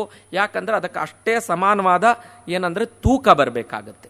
ಅದು ಇಲ್ಲದೆ ಇದ್ದರೆ ಸಮಸ್ಯೆಗಳು ಉಂಟಾಗ್ತವೆ, ಸಮಸ್ಯೆಗಳು ಪರಿಹಾರ ಆಗೋದಿಲ್ಲ. ಇದು ಒಂದು ಭಾಗ. ಅಂದರೆ ಇದರ ಅಡಿಪಾಯದಲ್ಲಿ ನಾವು ನಮ್ಮ ಯಾಜ್ಞವಲ್ಕ್ಯ ಸ್ಮೃತಿ ಮತ್ತು ಕಾನೂನು ಅನ್ನೋದನ್ನು ನೋಡ್ತಾ ಹೋಗೋಣ. ಈಗ ಇಷ್ಟು ಡೀಟೇಲ್ ಆಗಿ ನಾನು ಯಾಕೆ ಹೇಳಿದೆ, ಈ ಅಡಿಪಾಯ ಯಾಕೆ ಬೇಕು ಅಂತಂದರೆ ಈಗ ಇಷ್ಟೊತ್ತಿಗೆ ಅರ್ಥ ಆಗಿರ್ಬೋದು. ಮತ್ತೆ ಈಗ ನೋಡಿ, ಈ ದೃಷ್ಟಿಕೋನದಿಂದ ನಾವು ನೋಡದೇ ಇದ್ದರೆ ಅನ್ನಿಸ್ಬೋದು, ಇವತ್ತಿನ ಕಾನೂನುಗಳು ಸಾಕಾಯ್ತಲ್ಲಪ್ಪ, ಅವಾಗಿಂದೆಲ್ಲ ಚೇಂಜ್ ಆಗಿ ಬಂತು, ಇವತ್ತಿನ ಕಾನೂನು ಸಾಕಾಯ್ತಲ್ಲ, ಮತ್ತೆ ಯಾಕೆ? ನಾವು ನಮ್ಮ ಏನಂತಾರೆ, ಈ ನಮ್ಮ ಇತಿಹಾಸ, ಈ ವೇದವಾಂಗ್ಮಯ, ಸ್ಮೃತಿಗಳು ಇದನ್ನೆಲ್ಲ ಓದಬೇಕಾದ್ರೆ ನಮಗೆ ಎಷ್ಟೋ ಪ್ರಯೋಜನಗಳಾಗ್ತವೆ. ಅದರೊಳಗೆ ಮುಖ್ಯವಾದ ಪ್ರಯೋಜನ ಏನು ಅಂತಂದರೆ, ಪ್ರೈಮರಿಲಿ ನಮಗೆ ಒಂದು ಭರವಸೆ ಸಿಗುವಂಥ ಪ್ರಯೋಜನ ಇದೆ. ಇದು ಮೋಸ್ಟ್ ಇಂಪಾರ್ಟೆಂಟ್ ಪ್ರಯೋಜನ. ನಮಗೆ ಕುತೂಹಲದಿಂದ ಇತಿಹಾಸ ಹೆಂಗೆ ನಡೀತು ಅಂತ ನೋಡಬಹುದು, ಆಮೇಲೆ ಯಾವ್ಯಾವ ರೀತಿ ಬೆಳವಣಿಗೆ ಆಯಿತು ಅಂತ ನೋಡಬಹುದು. ಆದರೆ ನಮಗೆ ನಿಜವಾಗ್ಲೂ ಭರವಸೆ ಹೇಗೆ ಸಿಗುತ್ತೆ? ಇದನ್ನು ನೋಡಿದಾಗ ಎಲ್ಲದರೊಳಗೂ ಈಗ ನಾವು ಏನೋ ತಪ್ಪು, ಆಚಾರ ತಪ್ಪಾಗಿ ನಡೆದಿರ್ತೀವಿ, ಏನೋ ಮಾಡಿರ್ತೀವಿ, ಆವಾಗ ಅದಕ್ಕೊಂದು ಪ್ರಾಯಶ್ಚಿತ್ತ ಇದೆ ಅಂತ ನಮಗೆ ಗೊತ್ತಾದಾಗ ಮನಸ್ಸಿಗೆ ಎಷ್ಟು ಸಮಾಧಾನ ಆಗುತ್ತೆ. ಎಷ್ಟೋ ಸಮಸ್ಯೆಗಳನ್ನು ನಾವು ತಪ್ಪು ಮಾಡಿರ್ತೀವಿ ಅಂತ ನಮಗೆ ಗೊತ್ತಾಗ್ತಾ ಇರುತ್ತೆ, ಸರಿಪಡಿಸ್ಕೊಳ್ಳೋದು ಹೇಗೆ ಅಂತ ಗೊತ್ತಾಗ್ತಿರಲ್ಲ, ಹೊರಗೆ ಹೇಳ್ಕೊಳಕ್ಕಾಗ್ತಿರೋದಿಲ್ಲ, ಹತ್ತಿರದವ್ರಿಗೂ ಹೇಳ್ಕೊಳ್ಳದೇ ಇರೋವಂಥ ಸ್ಥಿತಿಗಳಿರ್ತವೆ. ಆವಾಗ ಇಂಥವನ್ನ ನೋಡಿದಾಗ ಮತ್ತೆ ನಮ್ಮ ಹಿರಿಯರು ಇವರನ್ನೆಲ್ಲ ವಿಚಾರಿಸಿದಾಗ, ಅವರನ್ನು ಕೇಳ್ಕೊಂಡಾಗ, ಏನೂ ಇಲ್ಲದೆ ಇದ್ರು ಇಂಥವನ್ನ ಮನನ ಮಾಡಿದಾಗ, ಇದೆಯಪ್ಪ ನನಗೂ ಎಲ್ಲೋ ಒಂದು ದಾರಿ ಇದೆ ಸಮಾಧಾನಕ್ಕೆ ಅಂತ ಗೊತ್ತಾಗುತ್ತೆ. ಆದ್ದರಿಂದ ಇಂಥವನ್ನ ನಾವು ಓದಬೇಕು. ಮತ್ತೆ ಇವಾಗ ನೋಡೋಣ, ಯಾಜ್ಞವಲ್ಕ್ಯ ಸ್ಮೃತಿಯೊಳಗೆ ನಾ ಹೇಳಿದ್ನಲ್ಲ, ಆಚಾರದ ಏನು ವಿಭಾಗ ಇದೆ ಅದು ನಮ್ಮೆಲ್ಲರಿಗೂ ನಮ್ಮ ಸಂಸ್ಕೃತಿ ಲೆಕ್ಕದಿಂದಾನೇ ಪರಿಚಯವಾಗಿ ಬಂದ್ಬಿಟ್ಟಿದೆ. ಅದರೊಳಗೆ ವಿಶೇಷ ಇಲ್ಲ. ಪ್ರಾಯಶ್ಚಿತ್ತಗಳದು ನಾವು ಓದ್ಕೊಳ್ಬಹುದು, ಅದು ಏನು ಕಷ್ಟ ಇಲ್ಲ. ಆದರೆ ಈಗ ನೋಡಿ, ಯಾಕೆ ಹೀಗೆ ಮಾಡಿದ್ರು, ಆಚಾರದ ಇದರೊಳಗೆ ಏನೇನಿದ್ದಾವೆ ಅಂತ ನಾವು ನೋಡಿದರೆ, ನೋಡಿ ಇವತ್ತು ವರ್ಣ ಅನ್ನೋದನ್ನು ಒಂದು ಕಡೆಗೆ ಪಕ್ಕಕ್ಕೆ ಇಡೋಣ. ಆದರೆ ಎಲ್ಲರಿಗೂ ಆಶ್ರಮಗಳಂತೂ ಇದ್ದೇ ಇದ್ದಾವ. ಬ್ರಹ್ಮಚರ್ಯ, ಗಾರಹಸ್ಥ್ಯ, ವಾನಪ್ರಸ್ಥ, ಆಮೇಲೆ ಸನ್ಯಾಸ. ಅಂದರೆ ಇದನ್ನು ಇದೇ ಸ್ಟ್ರಿಕ್ಟ್ 25 ಅಂತೇನು ಲೆಕ್ಕ ಇಟ್ಕೊಳ್ಳೋ ಅವಶ್ಯಕತೆ ಇಲ್ಲ, ಅಥವಾ ಹೀಗೆ ಇದ್ರದ್ದು ಈಕ್ವಲ್ ಆಗೇ ಹೋಗುತ್ತೆ ಅಂತ ಇಟ್ಕೊಳ್ಳೋ ಹಂಗಿಲ್ಲ. ಆದರೆ ಜನರಲ್ ಆಗಿ ಓದುವಂಥ ಕಾಲ, ದುಡಿದು ಸಂಸಾರ ಮಾಡುವಂಥ ಕಾಲ, ಆಮೇಲೆ ಅದರಿಂದ ಸ್ವಲ್ಪ ಹೊರಗೆ ಬರುವಂಥ ಕಾಲ, ಅದಾದಮೇಲೆ ಪೂರ್ತಿನೇ ನಿವೃತ್ತಿ ಮಾರ್ಗ. ನಾವೇ ತಗೊಳ್ದೇ ಇದ್ರೆ ಮನೇಲಿ ಕೊಡ್ತಾರೆ. ಅಂದರೆ ಈ ಎಲ್ಲ ಕಾಲಗಳು ಬಂದೇ ಬರ್ತವೆ. ಮತ್ತು ನಮ್ಮೆಲ್ಲರಿಗೂ ಅನುಭವ ತಾನೇ ಆಗ್ತಾನೇ ಇದೆ. ಸೊ ಈ ಆಶ್ರಮ ಧರ್ಮಗಳೇನು ಅಂತ ಹೇಳುತ್ತೆ. ಅಂದರೆ ಒಬ್ಬ ಬ್ರಹ್ಮಚಾರಿ, ಈಗ ನಾವಿದ್ರೊಳಗೆ ನೋಡಬೇಕಾದ್ರೆ ಎಲ್ಲರೂ ಓದೋರು ಎಲ್ಲರೂ ಬ್ರಹ್ಮಚಾರಿಗಳು, ಮತ್ತು ಕೆಲಸ ಮಾಡಿ ಸಂಸಾರ ಮಾಡೋರು ಎಲ್ಲರೂ ಗೃಹಸ್ಥರು. ಇದರೊಳಗೆ ವರ್ಣದಿಂದ ಏನು ಇದಿಲ್ಲ, ಎಲ್ಲ ವರ್ಣಗಳವರು ನಾವೆಲ್ಲರೂ ಮಾಡ್ತಾ ಇರೋವಂಥವೇ ಇದನ್ನು. ಹಾಗಾದರೆ ಕಾನೂನಿನ ಪುಸ್ತಕದಲ್ಲಿ ಇದೇನೇನು ಹೀಗೆ ಮಾಡಬೇಕು, ಹಾಗೆ ಮಾಡಬೇಕು, ಯಾಜ್ಞವಲ್ಕ್ಯರು ಹೇಳ್ತಾರೆ, ಬೆಳಗ್ಗೆ ಎದ್ದು ಫಸ್ಟು ನಿಮ್ದೆಲ್ಲ ಇದನ್ನು ಮುಗಿಸ್ಕೊಂಡು ಹಲ್ಲುಜ್ಕೊಂಡು ಶುರು ಮಾಡಬೇಕು ಅಂತಂತಾರೆ. ಯಾಕೆ ಬೇಕಿದು ಹಲ್ಲುಜ್ಕೊಂಡು? ಅಂದರೆ ದಂತಧಾವನ ಮಾಡಬೇಕು ಅಂತ ಹೇಳ್ತಾರೆ. ಹೇಳದೇ ಇದ್ರಾಗಲ್ವಾ, ಗೊತ್ತಾಗಲ್ವಾ? ಹೇಳಬೇಕು, ಒಂದು ಕಡೆಗೆ ಅದು ಇರಬೇಕು, ಮಾಡಬೇಕು. ಎಲ್ಲಿದೆ ಅಂತ ಕೇಳಿದ್ರೆ ಅಲ್ಲಿದೆ ಅಂತ ಹೇಳೋದಕ್ಕೆ ಇರಬೇಕು. ಹಾಗೇನೆ ಭಿಕ್ಷೆ ಬೇಡಬೇಕು ಬ್ರಹ್ಮಚಾರಿ. ಯಾಕೆ ಭಿಕ್ಷೆ ಬಿಡಬೇಕು? ಒಂದೊಂದು ಸೊಸೈಟಿಯೊಳಗೆ ಒಂದೊಂದು ಸಿಸ್ಟಮ್ ಇತ್ತು, ಈಗ ಅದು ಇಲ್ಲದೆ ಇರಬಹುದು. ಸಾಂಕೇತಿಕವಾಗಾದ್ರೂ ನಮ್ಮ ಉಪನಯನಗಳಲ್ಲಿ ನಾವು ಅದನ್ನು ಇಟ್ಕೊಂಡು ಬಂದಿದ್ದೀವಿ. ಏನಿರಬೇಕು? ದಟ್ ನಾನು ಕಲಿತಿರ್ಬೇಕಾದ್ರೆ ನಾನು ಈ ಸಮಾಜಕ್ಕೆ ಋಣಿ ಅನ್ನೋದು ಪ್ರತಿ ಸಲ ಗೊತ್ತಾಗಬೇಕು. ಕೈ ಚಾಚದಾಗ ಬರೋಂಥ ಹ್ಯುಮಿಲಿಟಿ ಬೇರೆ ಎಲ್ಲೂ ಬರಲ್ಲ. ಆ ಹ್ಯುಮಿಲಿಟಿಯಿಂದ ವಿದ್ಯಾರ್ಜನೆ ಮಾಡಬೇಕು. ನಾನು ಓದೋದಕ್ಕೆ ಕೇಳಬೇಕು, ಊಟಕ್ಕೆ ಕೇಳಬೇಕು, ವಸತಿ ಕೇಳಬೇಕು. ಕೇಳಿಕೊಂಡು ರುಚಿ ಇದೆಯೋ ಇಲ್ವೋ ಕೊಟ್ಟಷ್ಟು ಗುರುಗಳಿಗೆ ಅರ್ಪಣೆ ಮಾಡಿ ಊಟ ಮಾಡಬೇಕು. ಗುರುಗಳು ಹೇಳಿದಾಗ ನಾನು ಪಾಠ ಕಲಿಬೇಕು, ಗುರುಗಳು ಹೇಳ್ದಂತೆ ಪಾಠ ಕಲಿಬೇಕು, ಸೇವೆ ಮಾಡಬೇಕು. ಇಷ್ಟು ಆದಮೇಲೆ ಅವನೊಬ್ಬ ಯೋಗ್ಯ ಆದ ಅಂತ ಆದಮೇಲೆ ಆಮೇಲೆ ಗುರುಗಳಿಗೆ ಗುರುದಕ್ಷಿಣೆನ ಸಮರ್ಪಣೆ ಮಾಡಿ ಸ್ನಾತಕನಾಗಿ ಹೊರಗೆ ಬರಬೇಕು. ಇಷ್ಟಾದ್ಮೇಲೇನು? ಇಷ್ಟು ಆಗಿದಾನೆ ಅಂತಾದಮೇಲೆ ಅವನಿಗೆ ಸಮಾಜದಲ್ಲಿ ಒಳ್ಳೆ ಗೌರವ ಕೊಡಬೇಕು ಅಂತ ಯಾಜ್ಞವಲ್ಕ್ಯ ಸ್ಮೃತಿಯೊಳಗಿದೆ. ಅವನನ್ನು ವಿಶೇಷವಾಗಿ ಬರಮಾಡ್ಕೊಳ್ಬೇಕು, ಅವನಿಗೆ ನಾವು ಪ್ರೀತಿ ಆದರಗಳನ್ನು ತೋರಿಸ್ಬೇಕು. ಗೃಹಸ್ಥಾಶ್ರಮಕ್ಕೆ ಹೋಗ್ತಾ ಇದ್ದಾನೆ ಅಂತಂದರೆ ಅವನನ್ನು ನೋಡಿ ಕರೆದು ಮಾತಾಡಿಸಿ ಯೋಗ್ಯಳಾದ ಹೆಣ್ಣನ್ನು ಕೊಟ್ಟು ಮದುವೆ ಮಾಡಬೇಕು ಅಂತಿದೆ. ಸೊ ಬ್ರಹ್ಮಚಾರಿಯಿಂದ ಗೃಹಸ್ಥಾಶ್ರಮಕ್ಕೆ ಬರ್ತಾ ಇದ್ದೀವಿ. ಗೃಹಸ್ಥಾಶ್ರಮದಲ್ಲಿ ನೋಡಿ 8 ವಿಧವಾದ ಮದುವೆಗಳನ್ನು ಹೇಳ್ತಾರೆ. ಬ್ರಾಹ್ಮ, ದೈವ, ಆರ್ಷ, ಪ್ರಾಜಾಪತ್ಯ, ರಾಕ್ಷಸ, ಅಸುರ, ಪೈಶಾಚ, ಗಾಂಧರ್ವ ಅಂತ.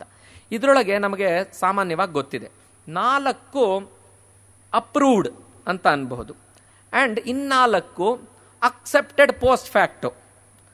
ಫಸ್ಟ್ 4 ಏನಿದಾವಲ್ಲ ಅದು ಪ್ರೀಫ್ಯಾಕ್ಟ್, ನಾವು ಅದನ್ನು ಮಾಡ್ತೀವಿ, ಅಂದರೆ ಹಿರಿಯರೆಲ್ಲ ಸೇರಿ ಮಾಡುವಂಥ ಒಂದು ಏನಿದು. ಇನ್ನೊಂದು ಆಗೋಗಿರುತ್ತೆ, ಅದನ್ನು ಅಕ್ಸೆಪ್ಟ್ ಮಾಡುವಂಥದ್ದು. ಇವತ್ತು ನಾವು ನಮ್ಮ ಪೇಪರ್ಗಳಲ್ಲಿ ನೋಡಿ ಎಷ್ಟೋ ಸಮಸ್ಯೆಗಳು ಬರ್ತವೆ. ಅಂದರೆ ಇವತ್ತು ನಾವು ಮೈನರ್ ಅಂತ ಏನಂತೀವಿ, ಅಂದರೆ ಮ್ಯಾರೇಜಬಲ್ ಏಜ್ ಅಲ್ಲದೆ ಇದ್ದವ್ರದ್ದು ಈಗ ಜೊತೆಗಿದ್ದು ಮದುವೆ ಆದಂಗಾಗಿ ಮಕ್ಕಳು ಇವೆಲ್ಲ ಆಗ್ಬಿಡ್ತವೆ. ಇದು ಹಿಂಗಾದಾಗ ಏನು ಮಾಡಬೇಕು? ನಾವು ನೋಡ್ತೀವಿ ರೇಪ್ ಕೇಸಸ್ ಅಂತ ಬರುತ್ತೆ. ಆಮೇಲೆ ಫಾಲ್ಸ್ ಪ್ರಾಮಿಸ್ ಆಫ್ ಮ್ಯಾರೇಜ್ನಲ್ಲಿ ಅವರು ಇಬ್ಬರು ಜೊತೆಗಿದ್ದು ಮಕ್ಕಳು ಹುಟ್ಟುಬಿಟ್ಟು ಈಗ ಅದೇನು ಮಾಡಬೇಕು? ಎಷ್ಟೋ ಸಲ ಟರ್ಮಿನೇಷನ್ ಆಫ್ ಪ್ರೆಗ್ನೆನ್ಸಿ ಮಾಡಬೇಕಾದ್ರೆ ಇಟ್ ಈಸ್ ಅ ಫೋರ್ಸ್ಡ್, ಇದು ಅದಕ್ಕೆ ಟರ್ಮಿನೇಷನ್ ಮಾಡಬೇಕು ಅಂತ ಈ ಥರದ್ದೆಲ್ಲ ಪ್ರಶ್ನೆಗಳು ಬರ್ತವೆ. ಇಂಥವೆಲ್ಲ ಬಂದಾಗ ನಮಗೆ ನಿಜವಾಗ್ಲೂ ಗೊತ್ತಾಗಬೇಕಾಗಿರೋದು ಏನು ಅಂತಂದರೆ, ಈ ನಮ್ಮ 8 ವಿಧವಾದ ಮದುವೆಗಳೇನಿದಾವಲ್ಲ ನಮ್ಮ ಸಂಸ್ಕೃತಿನಲ್ಲಿ ಒಪ್ಪಿರುವಂಥದ್ದು, ಇದನ್ನು ನೋಡಿದ್ರೆ ಯಾವ್ಯಾವ ರೀತಿ ಕಾಂಬಿನೇಷನ್ಸ್ನಲ್ಲಿ ಇದು ಬರ್ತವೆ, ಅದನ್ನು ಸಮಾಜ ಹೇಗೆ ಸ್ವೀಕಾರ ಮಾಡಬೇಕು. ಯಾಕಂದರೆ ಕೊನೆಗೆ ಅದಷ್ಟೇ ಅಲ್ಲ, ಮುಂದಿನ ಪ್ರಜೆ ಆಗತ್ತಲ್ಲ ಅದರ ದೃಷ್ಟಿಯಿಂದ ಮಾಡಬೇಕು ಅನ್ನೋದಕ್ಕೇನೆ ಇಷ್ಟು ಚೌಕಟ್ಟು ಮಾಡಿಕೊಟ್ಟಿರುವಂಥದ್ದು. ಅಂದರೆ ಇವಾಗ ಬ್ರಾಹ್ಮದಲ್ಲಿ ಸ್ನಾತಕ ಬರ್ತಾನೆ, ಅವನನ್ನು ನಾವೇ ಕರೆದು ಅವನಿಗೆ ಏನಂದರೆ ಕನ್ಯಾದಾನ ಮಾಡಿದರೆ ತಂದೆ ತಾಯಿಗಳು, ಅದಕ್ಕೆ ಬ್ರಾಹ್ಮ ಅಂತ ಕರೀತಾರೆ. ಹಾಗೇನೆ ಋತ್ವಿಜನಾಗಿರ್ತಾನೆ, ಅವನಿಗೆ ಮದುವೆ ಮಾಡಿಕೊಟ್ರೆ ಅದು ದೈವ ಅಂತ. ಆರ್ಷ ಅಂತಂದರೆ ಆಗಲಿ ಅವನು ಬರ್ತಾನೆ, ಏನಂತಾರೆ ಸ್ನಾತಕ ಬಂದು 2 ಗೋವುಗಳನ್ನು ತಂದು ಕೊಡ್ತಾನೆ, ಅವನು ಕೇಳ್ಕೊಂಡು ಬರ್ತಾನೆ ಮದುವೆ ಮಾಡ್ಕೋತೀನಿ ಅಂತ, ಆವಾಗ ಮಾಡಿಕೊಡುತ್ತೆ. ಹಾಗೆ ಪ್ರಾಜಾಪತ್ಯದಲ್ಲಿ ಏನು ಕೊಡಬೇಕು ತಗೊಳ್ಬೇಕು ಅನ್ನೋದೇನಿಲ್ಲ, ನೀವು ಚೆನ್ನಾಗಿರಪ್ಪ ಇಬ್ಬರೂ ಅಂಥೇಳಿ ಮಾಡಿ ಮಕ್ಕಳನ್ನು ಇನ್ನು ಮುಂದೆ ಸಂಸಾರ ಮಾಡಿ ಅಂಥೇಳಿ ಹೇಳಿ ಕಳಿಸೋ ಪ್ರಾಜಾಪತ್ಯ. ಹಾಗೇನೆ ಗಾಂಧರ್ವದಲ್ಲಿ ತಾವೇ ನೋಡ್ಕೊಂಡಿರ್ತಾರೆ, ಆವಾಗನೂ ಸಂಸಾರದಲ್ಲಿ ನೋಡ್ಕೊಳ್ಬೇಕಲ್ಲ. ಅಂದರೆ ನೀವು ನೋಡ್ಕೊಂಡ್ಬಿಟ್ರಿ ಆದ್ದರಿಂದ ನಾವು ನಿಮಗೇನು ಮಾನ್ಯತೆ ಕೊಡೋಲ್ಲ ಅಂತ ಅನ್ನಬಾರ್ದು ಸಮಾಜ. ಯಾಕೆ ಅಂತಂದರೆ ಆವಾಗಲೇ ಹೇಳ್ದಂಗೆ ಇವೆಲ್ಲವೂ ನ್ಯಾಚುರಲ್ ಇನ್ಸ್ಟಿಂಕ್ಟ್ಸು, ಇದಕ್ಕೆ ಸರಿಯಾದ ಒಂದು ದಾರಿ ಕೊಡಬೇಕು. ಇದನ್ನ ಪ್ರಕೃತಿಗೆ ವಿರುದ್ಧವಾಗಿ ಸಮಾಜ ನಡ್ಕೊಂಡ್ರೆ ಅಂಥ ಸಮಾಜ ಉಳಿಯಲ್ಲ. ನಮ್ಮಲ್ಲಿ ಆಡಮ್ ಅಂಡ್ ಈವ್ದು ಒರಿಜಿನಲ್ ಸಿನ್ ಅಲ್ಲ, ನಮ್ಮಲ್ಲಿ ಇಟ್ ಈಸ್ ನಾಟ್ ಅ ಸಿನ್, ಅದು ಕಾಮ ಅನ್ನೋ ಪುರುಷಾರ್ಥದ ಒಂದು ವ್ಯಾಲ್ಯೂ. ಆದ್ರಿಂದ ಅದು ಧರ್ಮದ ಚೌಕಟ್ಟಿನಲ್ಲಿರಬೇಕು.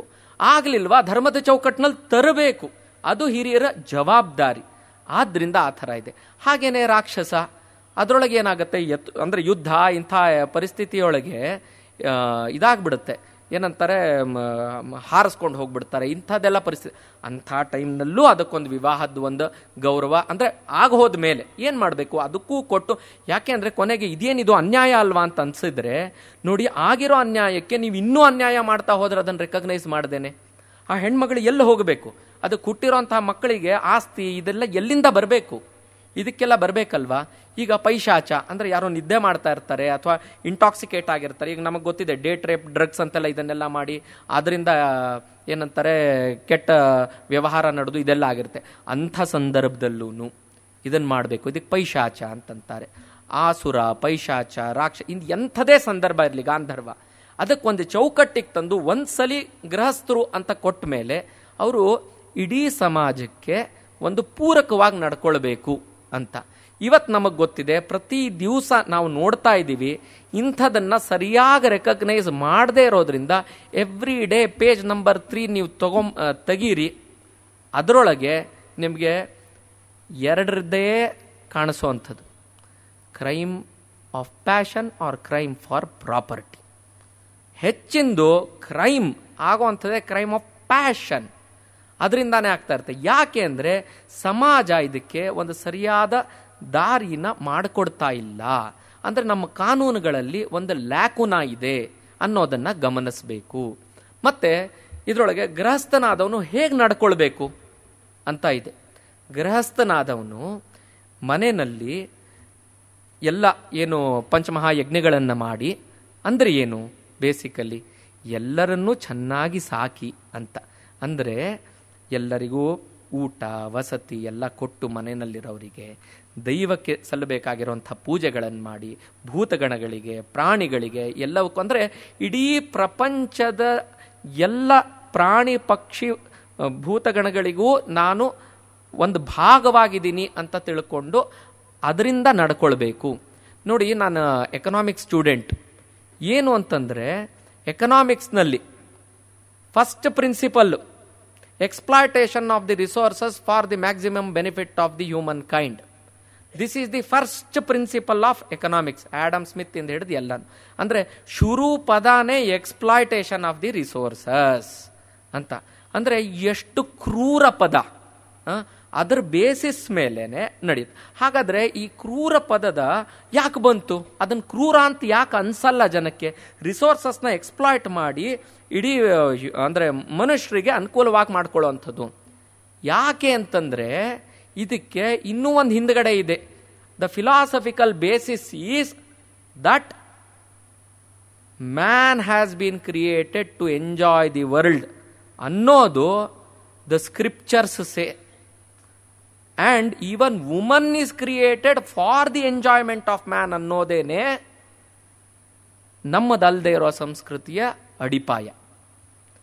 ಅದು ಅರ್ಥ ಕಾಮಗಳದ ಮೇಲೇನೆ ನಿಂತಿರೋದಕ್ಕೆ ಇವತ್ತು ಅಷ್ಟು ವಿಪ್ಲವಗಳು, ಇಷ್ಟು ಕಂಟಿನ್ಯೂಸ್ ನಮ್ಮ ಟ್ರೆಡಿಷನ್ನಲ್ಲಿ ಕಷ್ಟ ನಷ್ಟ ನೋವುಗಳು ಇದ್ರೂ ಅನಾರ್ಕಿ ಅನ್ನೋದು, ರೆಬೆಲಿಯನ್ ಅನ್ನೋದು ಯಾಕೆ ಆಗ್ತಾ ಇಲ್ಲ ಅಂತಂದರೆ ನಾವು ಅರಿಷಡ್ ವರ್ಗಗಳನ್ನು ನಮ್ಮ ಹಿರೀಕರು ಅದನ್ನು ಪುರುಷಾರ್ಥದ ಮಟ್ಟಿಗೆ ಎತ್ಕೊಂಡು ಹೋಗಿದ್ದಾರೆ.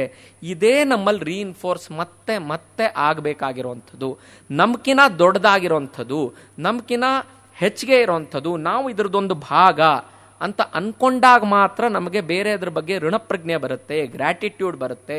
ಗ್ರ್ಯಾಟಿಟ್ಯೂಡ್ ಬಂದಾಗ ಮಾತ್ರ ಬ್ರಹ್ಮಚಾರಿ ಇದರೊಳಗೆ ಹ್ಯುಮಿಲಿಟಿ ಬರಬೇಕು, ಗೃಹಸ್ಥಾಶ್ರಮದಲ್ಲಿ ಗ್ರ್ಯಾಟಿಟ್ಯೂಡ್ ಬರಬೇಕು, ವಾನಪ್ರಸ್ಥದಲ್ಲಿ ನಾವು ಅದನ್ನು ಬಿಡಬೇಕು, ಸ್ಯಾಕ್ರಿಫೈಸ್ ಬರಬೇಕು. ನಮ್ಮ ಆಸ್ತಿ ಅದು ಮಕ್ಕಳು ಇದನ್ನೆಲ್ಲ ಸ್ವಲ್ಪ ಅವರಿಗೆ ಹ್ಯಾಂಡ್ ಓವರ್ ಮಾಡುವಂಥ ಒಂದಿದು ಬರಬೇಕು.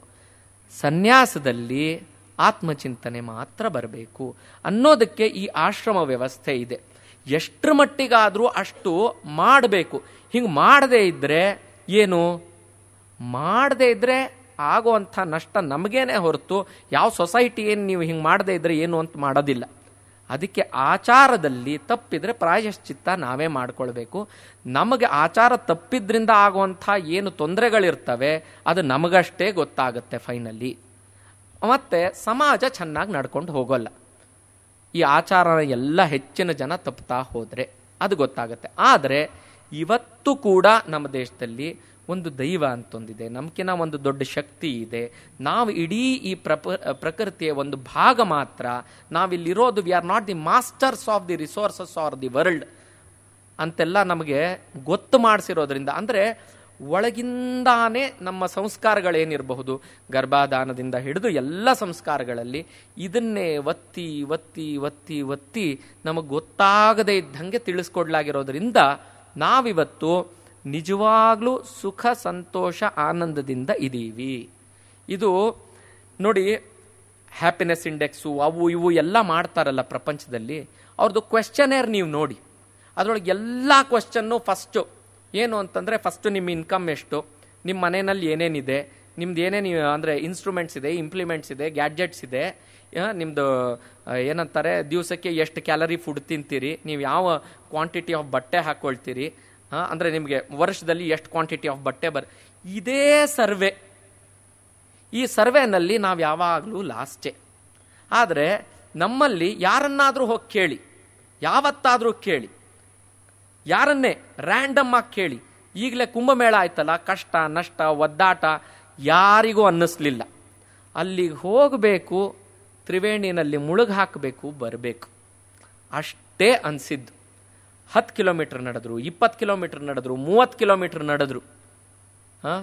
ಹೋದವರಿಗೆ ತಲೆನೋವು ಬಂತು, ಜ್ವರ ಬಂತು, ಡಿಸೆಂಟ್ರಿ ಹತ್ತಿತು, ಏನೇ ಆಯಿತು, ಕೊನೆ ಕೇಳಿ ಏನಾಯಿತು? ಸಮಾಧಾನ ಆಯಿತು. ಎಲ್ಲದಕ್ಕಿಂತ ಮುಖ್ಯ ಅದು ಆಯಿತು. ಅದು ಯಾಕಾಗತ್ತೆ? ಯಾಕೆ ಅಂತಂದರೆ ನಾವು ಬರೀ ಭಕ್ಷಣೆ ಮಾಡುವಂಥ ಎಂಟಿಟಿ ಅಲ್ಲ, ನಾವು we are a part of a greater whole ಅನ್ನೋದನ್ನು ನಮಗೆ ರೀಇನ್ಫೋರ್ಸ್ ಮಾಡಿ ಮಾಡಿ ಮಾಡಿ ಮಾಡ್ತಾ ಇರೋದಕ್ಕೆ ಅದಾಗ್ತಾ ಇರೋದು. ಆಗಲಿ, ಇಷ್ಟು ಒಂದು ಬ್ಯಾಕ್ಗ್ರೌಂಡ್ ಇಟ್ಕೋಣ. ಬ್ಯಾಕ್ಗ್ರೌಂಡಲ್ಲೇ 3/4 ಗಂಟೆ ಮುಗ್ದೇ ಹೋಯ್ತು. ಇನ್ನೊಂದು ನೆಕ್ಸ್ಟ್ ಇದರೊಳಗೆ ನಾನು ಅಂದ್ಕೊಂಡಿರೋ ಅಂಥದ್ದು ಆಗಲಿ ಸರ್, ಹೇಳೋಣ. Thank you. ಏನಂದರೆ,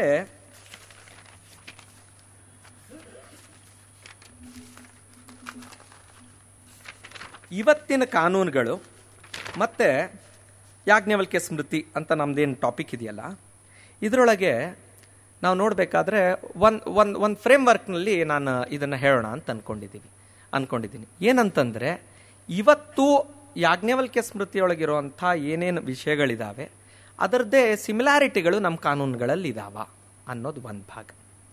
ಎರಡನೇದು, ಅವತ್ತು ಹೇಳಿದ್ದಾರೆ ಆದರೆ ಇವತ್ತಿಗೆ ರಿಡೆಂಡೆಂಟ್ ಆಗಿದೆ, ಅಥವಾ ಇವತ್ತಿಗೆ ಅದನ್ನು ಮಾಡೋದಕ್ಕೆ ಹೋದರೆ ಸ್ವಲ್ಪ ಕಾಂಟ್ರವರ್ಷಿಯಲ್ ಆಗುತ್ತೆ ಅನ್ನೋದು ಒಂದು ಭಾಗ. ಹಾಗೇನೆ ಅವತ್ತು ಹೇಳಿದ್ದಾರೆ ಇವತ್ತು ಇಲ್ಲ, ಇವತ್ತು ಅದನ್ನು ಅಳವಡಿಸ್ಕೊಳ್ಬಹುದು ಅನ್ನೋವಂಥ ಒಂದು ಭಾಗ. ಸೊ ಸಿಮಿಲಾರಿಟೀಸ್ ಏನೇನಿದ್ದಾವೆ ಅಂತ ನೋಡೋಣ. ಸಿಮಿಲರ್ ಪ್ರಾವಿಷನ್ಸ್ ಏನೇನಿದ್ದಾವೆ ಅಂತ ನೋಡ್ತಾ ಹೋದರೆ, ಮೋಸ್ಟ್ ಆಫ್ ಇಟ್ ಅಂದರೆ ನೀವು ವ್ಯವಹಾರದ ಭಾಗ ತೆಗೆದ್ರೆ, ನಾನು 1 ಪ್ರಾವಿಷನ್ ಸೆಕ್ಷನ್ ಯಾವ ಕಾನೂನಲ್ಲಿದೆ ಅಂತ ಹೇಳಿ ಏನಂತಾರೆ ಎಕ್ಸಾಕ್ಟ್ ಹೀಗೆ ಇದೆ ಅಂತ ತೋರಿಸ್ಬಿಡ್ಬಹುದು, ಅಷ್ಟಿದೆ. ಅಂದರೆ ಎಷ್ಟು ದೀರ್ಘವಾಗಿ, ಎಷ್ಟು ಸೂಕ್ಷ್ಮವಾಗಿ ಅದನ್ನು ನೋಡಿ ಅದರೊಳಗೆ ಬರೆದಿದ್ದಾರೆ, ಯಾವ ಕಾಲದಲ್ಲಿ ಬರೆದಿದ್ದಾರೆ ಅಂತ ನಾವು ನೆನ್ಪಿಟ್ಕೊಂಡ್ರೆ ಅದ್ರ ಮಹತ್ವ ಏನು ಅಂತ ಗೊತ್ತಾಗುತ್ತೆ. ಈಗ ಒಂದು ಬೇಸಿಕ್ ಪ್ರಿನ್ಸಿಪಲ್ ಆಫ್ ಕ್ರಿಮಿನಲ್ ಲಾ ಇದೆ, ನಮಗೆಲ್ಲರಿಗೂ ಗೊತ್ತಿದೆ. ಏನು ಅಂತಂದರೆ, ಇನ್ನೋಸೆಂಟ್ ಅಂಟಿಲ್ ಪ್ರೂವನ್ ಗಿಲ್ಟಿ ಅಂತ. ನಾವು ಅಂದ್ಕೊಂಡಿರ್ಬೋದು, ಓಕೆ ಇದು ಜಸ್ಟ್ ಎಲ್ಲೋ ಈಗ ಇಂಗ್ಲೀಷ್ನಲ್ಲಿ ಹೇಳಿಬಿಟ್ರೆ ಆವಾಗ ಅದು ಏನೋ ವೆಸ್ಟರ್ನ್ ಕಾನ್ಸೆಪ್ಟ್ ಇದೆ ಅಂತ ಅನ್ಸುತ್ತೆ. ಆದರೆ ಅದೇ ನಮ್ಮ ಅನುಷ್ಠುಪ್ ಛಂದಸ್ನಲ್ಲಿ ಇದೆ, ಇಡೀ ಯಾಜ್ಞವಲ್ಕ್ಯ ಸ್ಮೃತಿ ಏನಿದೆಯಲ್ಲ ಅದ್ರ ಶ್ಲೋಕಗಳಲ್ಲಿ ಓದ್ಬಿಟ್ರೆ ಅಯ್ಯೋ ಇದು ನಮ್ಮದೇ ಅಲ್ವಾ ಅಂತ ಅನ್ಸುತ್ತೆ, ಆ ಫೀಲ್ ಬರುತ್ತೆ. ಅದ್ರೊಳಗೆ ಬೇಸಿಕ್ ಹೇಳಿರೋ ಅಂಥದ್ದು ಏನು ಅಂತಂದರೆ, ಯಾರನ್ನೇ ಒಬ್ಬ ಈಗ ಅಕ್ಯೂಸ್ಡ್ ಅಂತ ಕೂಡ ಪ್ರೈಮಾ ಫೇಸಿ ಮೆಟೀರಿಯಲ್ ಇಲ್ದೇನೆ ಅಕ್ಯೂಸ್ಡ್ ಅಂತಾನು ಅನ್ನಬಾರದು ಅಂತ ಇದೆ. ಯಾಕೆ ಅಂತಂದರೆ, ಅಷ್ಟು ಅಂದ್ಬಿಟ್ರೆ ಅವರಿಗೆ ಅವರ ಮಾನದ ಪ್ರಶ್ನೆ ಏನು ಅಂತ ಬರುತ್ತೆ ಅಲ್ವಾ. ಅದಾದ ಮೇಲೆ ಆದ್ರಿಂದ ವಿತೌಟ್ ಕಂಪ್ಲೀಟ್ ಕರಾಬರೇಟಿವ್ ಎವಿಡೆನ್ಸ್ ನೀವು ದಂಡನೆ ಮಾಡೋ ಹಾಗಿಲ್ಲ ಅನ್ನೋದು first principle of Yajnavalkya Smriti. ಅದು first principle of criminal law ಇವತ್ತಿಗೂ ಕೂಡ. ಆದ್ರಿಂದ ಈಗ ಹೀಗೆ ಅಂತ ನೋಡ್ಕೋಣ, ಒಬ್ಬ ರಾಜ ತಪ್ಪಾಗಿ ದಂಡನೆ ಮಾಡಿಬಿಟ್ರೆ ಆವಾಗ ಏನೋ ಫೈನ್ ಹಾಕಿದ್ರು, ದಂಡನೆ ಮಾಡಿದ್ರು ವಿತೌಟ್ ಪ್ರಾಪರ್ ಪ್ರೂಫ್ ಅಂತಂದ್ರೆ ಯಾಜ್ಞವಲ್ಕ್ಯರು ಏನ್ ಹೇಳ್ತಾರೆ ಅಂತಂದ್ರೆ, ಏನಾದ್ರೂ ಫೈನ್ ಹಾಕಿದ್ರೆ ಅಂತ ಸಂದರ್ಭದಲ್ಲಿ ಅದನ್ನ ರೀಕಾಂಪೆನ್ಸೇಟ್ ಅಷ್ಟೇ ಅಲ್ಲ, ಅದ್ರ 30 ಪಟ್ಟು ರಾಜ ಏನಂದ್ರೆ ಸಮಾಜಕ್ಕೆ ಕೊಡಬೇಕು. ನೋಡಿ, ಇವತ್ತಿನ ಕಾನೂನಲ್ಲಿ ಈ ಥರದ್ದು ಇಲ್ಲ. ರೀಕಾಂಪೆನ್ಸೇ ಮಾಡೋದಿದೆ, ಆದರೆ ಒಬ್ಬ ರಾಜ ಆದವನು ಇದನ್ನ ಅದ್ರ 30 ಪಟ್ಟು ಕೊಡಬೇಕು ಅಂದ್ರೆ ಎಷ್ಟು ಮಹತ್ವದಿಂದ ಹೇಳ್ತಾ ಇದೆ, ಎಷ್ಟು ಎಚ್ಚರಿಕೆಯಿಂದ ನೀವು ನ್ಯಾಯದಾನ ಮಾಡಬೇಕು ಅನ್ನೋದ್ರ ಬಗ್ಗೆ ಆಗ್ರಹ ಇದೆ ಅಂತ ನಾವು ನೋಡಬೇಕು. ಆಮೇಲೆ ನೋಡಿ, ಇದರೊಳಗೆ ಒಂದು ಡಾಕ್ಯುಮೆಂಟ್ ಹೆಂಗೆ ಬರಿಬೇಕು ಅನ್ನೋದು ಎಷ್ಟು ಚೆನ್ನಾಗಿದೆ ಅಂತಂದ್ರೆ, ನೋಡಿ ಆವತ್ತಿನ ಕಾಲದಲ್ಲಿ ಡಾಕ್ಯುಮೆಂಟ್ಸ್ ಅಂದರೆ availability of paper, availability of writing materials ಇಲ್ಲದೇ ಇದ್ದಾಗ ಕೂಡ ಪ್ರಾಪರ್ಟಿಗಳ ಟ್ರಾನ್ಸಾಕ್ಷನ್ ಆಗಬೇಕಾದ್ರೆ, ಮಾರ್ಗೇಜ್ ಆಗಬೇಕಾದ್ರೆ, ಲೋನ್ ತಗೊಳ್ಬೇಕಾದ್ರೆ, ಇದೆಲ್ಲ ಸಂದರ್ಭದಲ್ಲೂ ಡಾಕ್ಯುಮೆಂಟ್ ಬರಿಬೇಕು ಅಂತ. ಹೇಗೆ ಬರಿಬೇಕು ಡಾಕ್ಯುಮೆಂಟ್ ಬರಿತಾ? ಇವತ್ತು ನಾವೇನು ನೋಡ್ತೀವಲ್ಲ, 1900 ನಮ್ಮೆಲ್ಲರ ಮನೆಗಳಲ್ಲೂ ಪತ್ರಗಳಿದ್ದಾವೆ, ಸೇಲ್ ಡೀಡ್ಗಳಿದ್ದಾವೆ, ಅವು ಇವು ಇದೆ, ಎಲ್ಲ ಇದೆ. ಅದನ್ನೆಲ್ಲ ನೀವು ನೋಡಿ, ಅದರೊಳಗೆ ಏನೇನು ಇಂಗ್ರೀಡಿಯೆಂಟ್ಸ್ ಕಾಣುತ್ತೆ ನಿಮಗೆ? ಡೇಟು, ಮಂತು, ಇಯರು ಬರೆದಿರುತ್ತೆ, ಯಾರ್ದು ಅಡ್ರೆಸ್ ಬರೆದಿರುತ್ತೆ, ಯಾರ ಮಗ ಎಷ್ಟು ವಯಸ್ಸು ಅಂತ ಬರೆದಿರುತ್ತೆ. ಇನ್ನೂ ಹಳೇದು ಇದನ್ನೆಲ್ಲ ನೋಡಿದರೆ ಇಂಥ ಜಾತಿಯವರು ಅಂದರೆ ರೈತರಾದಂಥವ್ರು, ಇಂಥ ಜಾತಿಯವರು ಇದನ್ನು ಬರೆದು ಕೊಡ್ತಾ ಇದ್ದಾರೆ.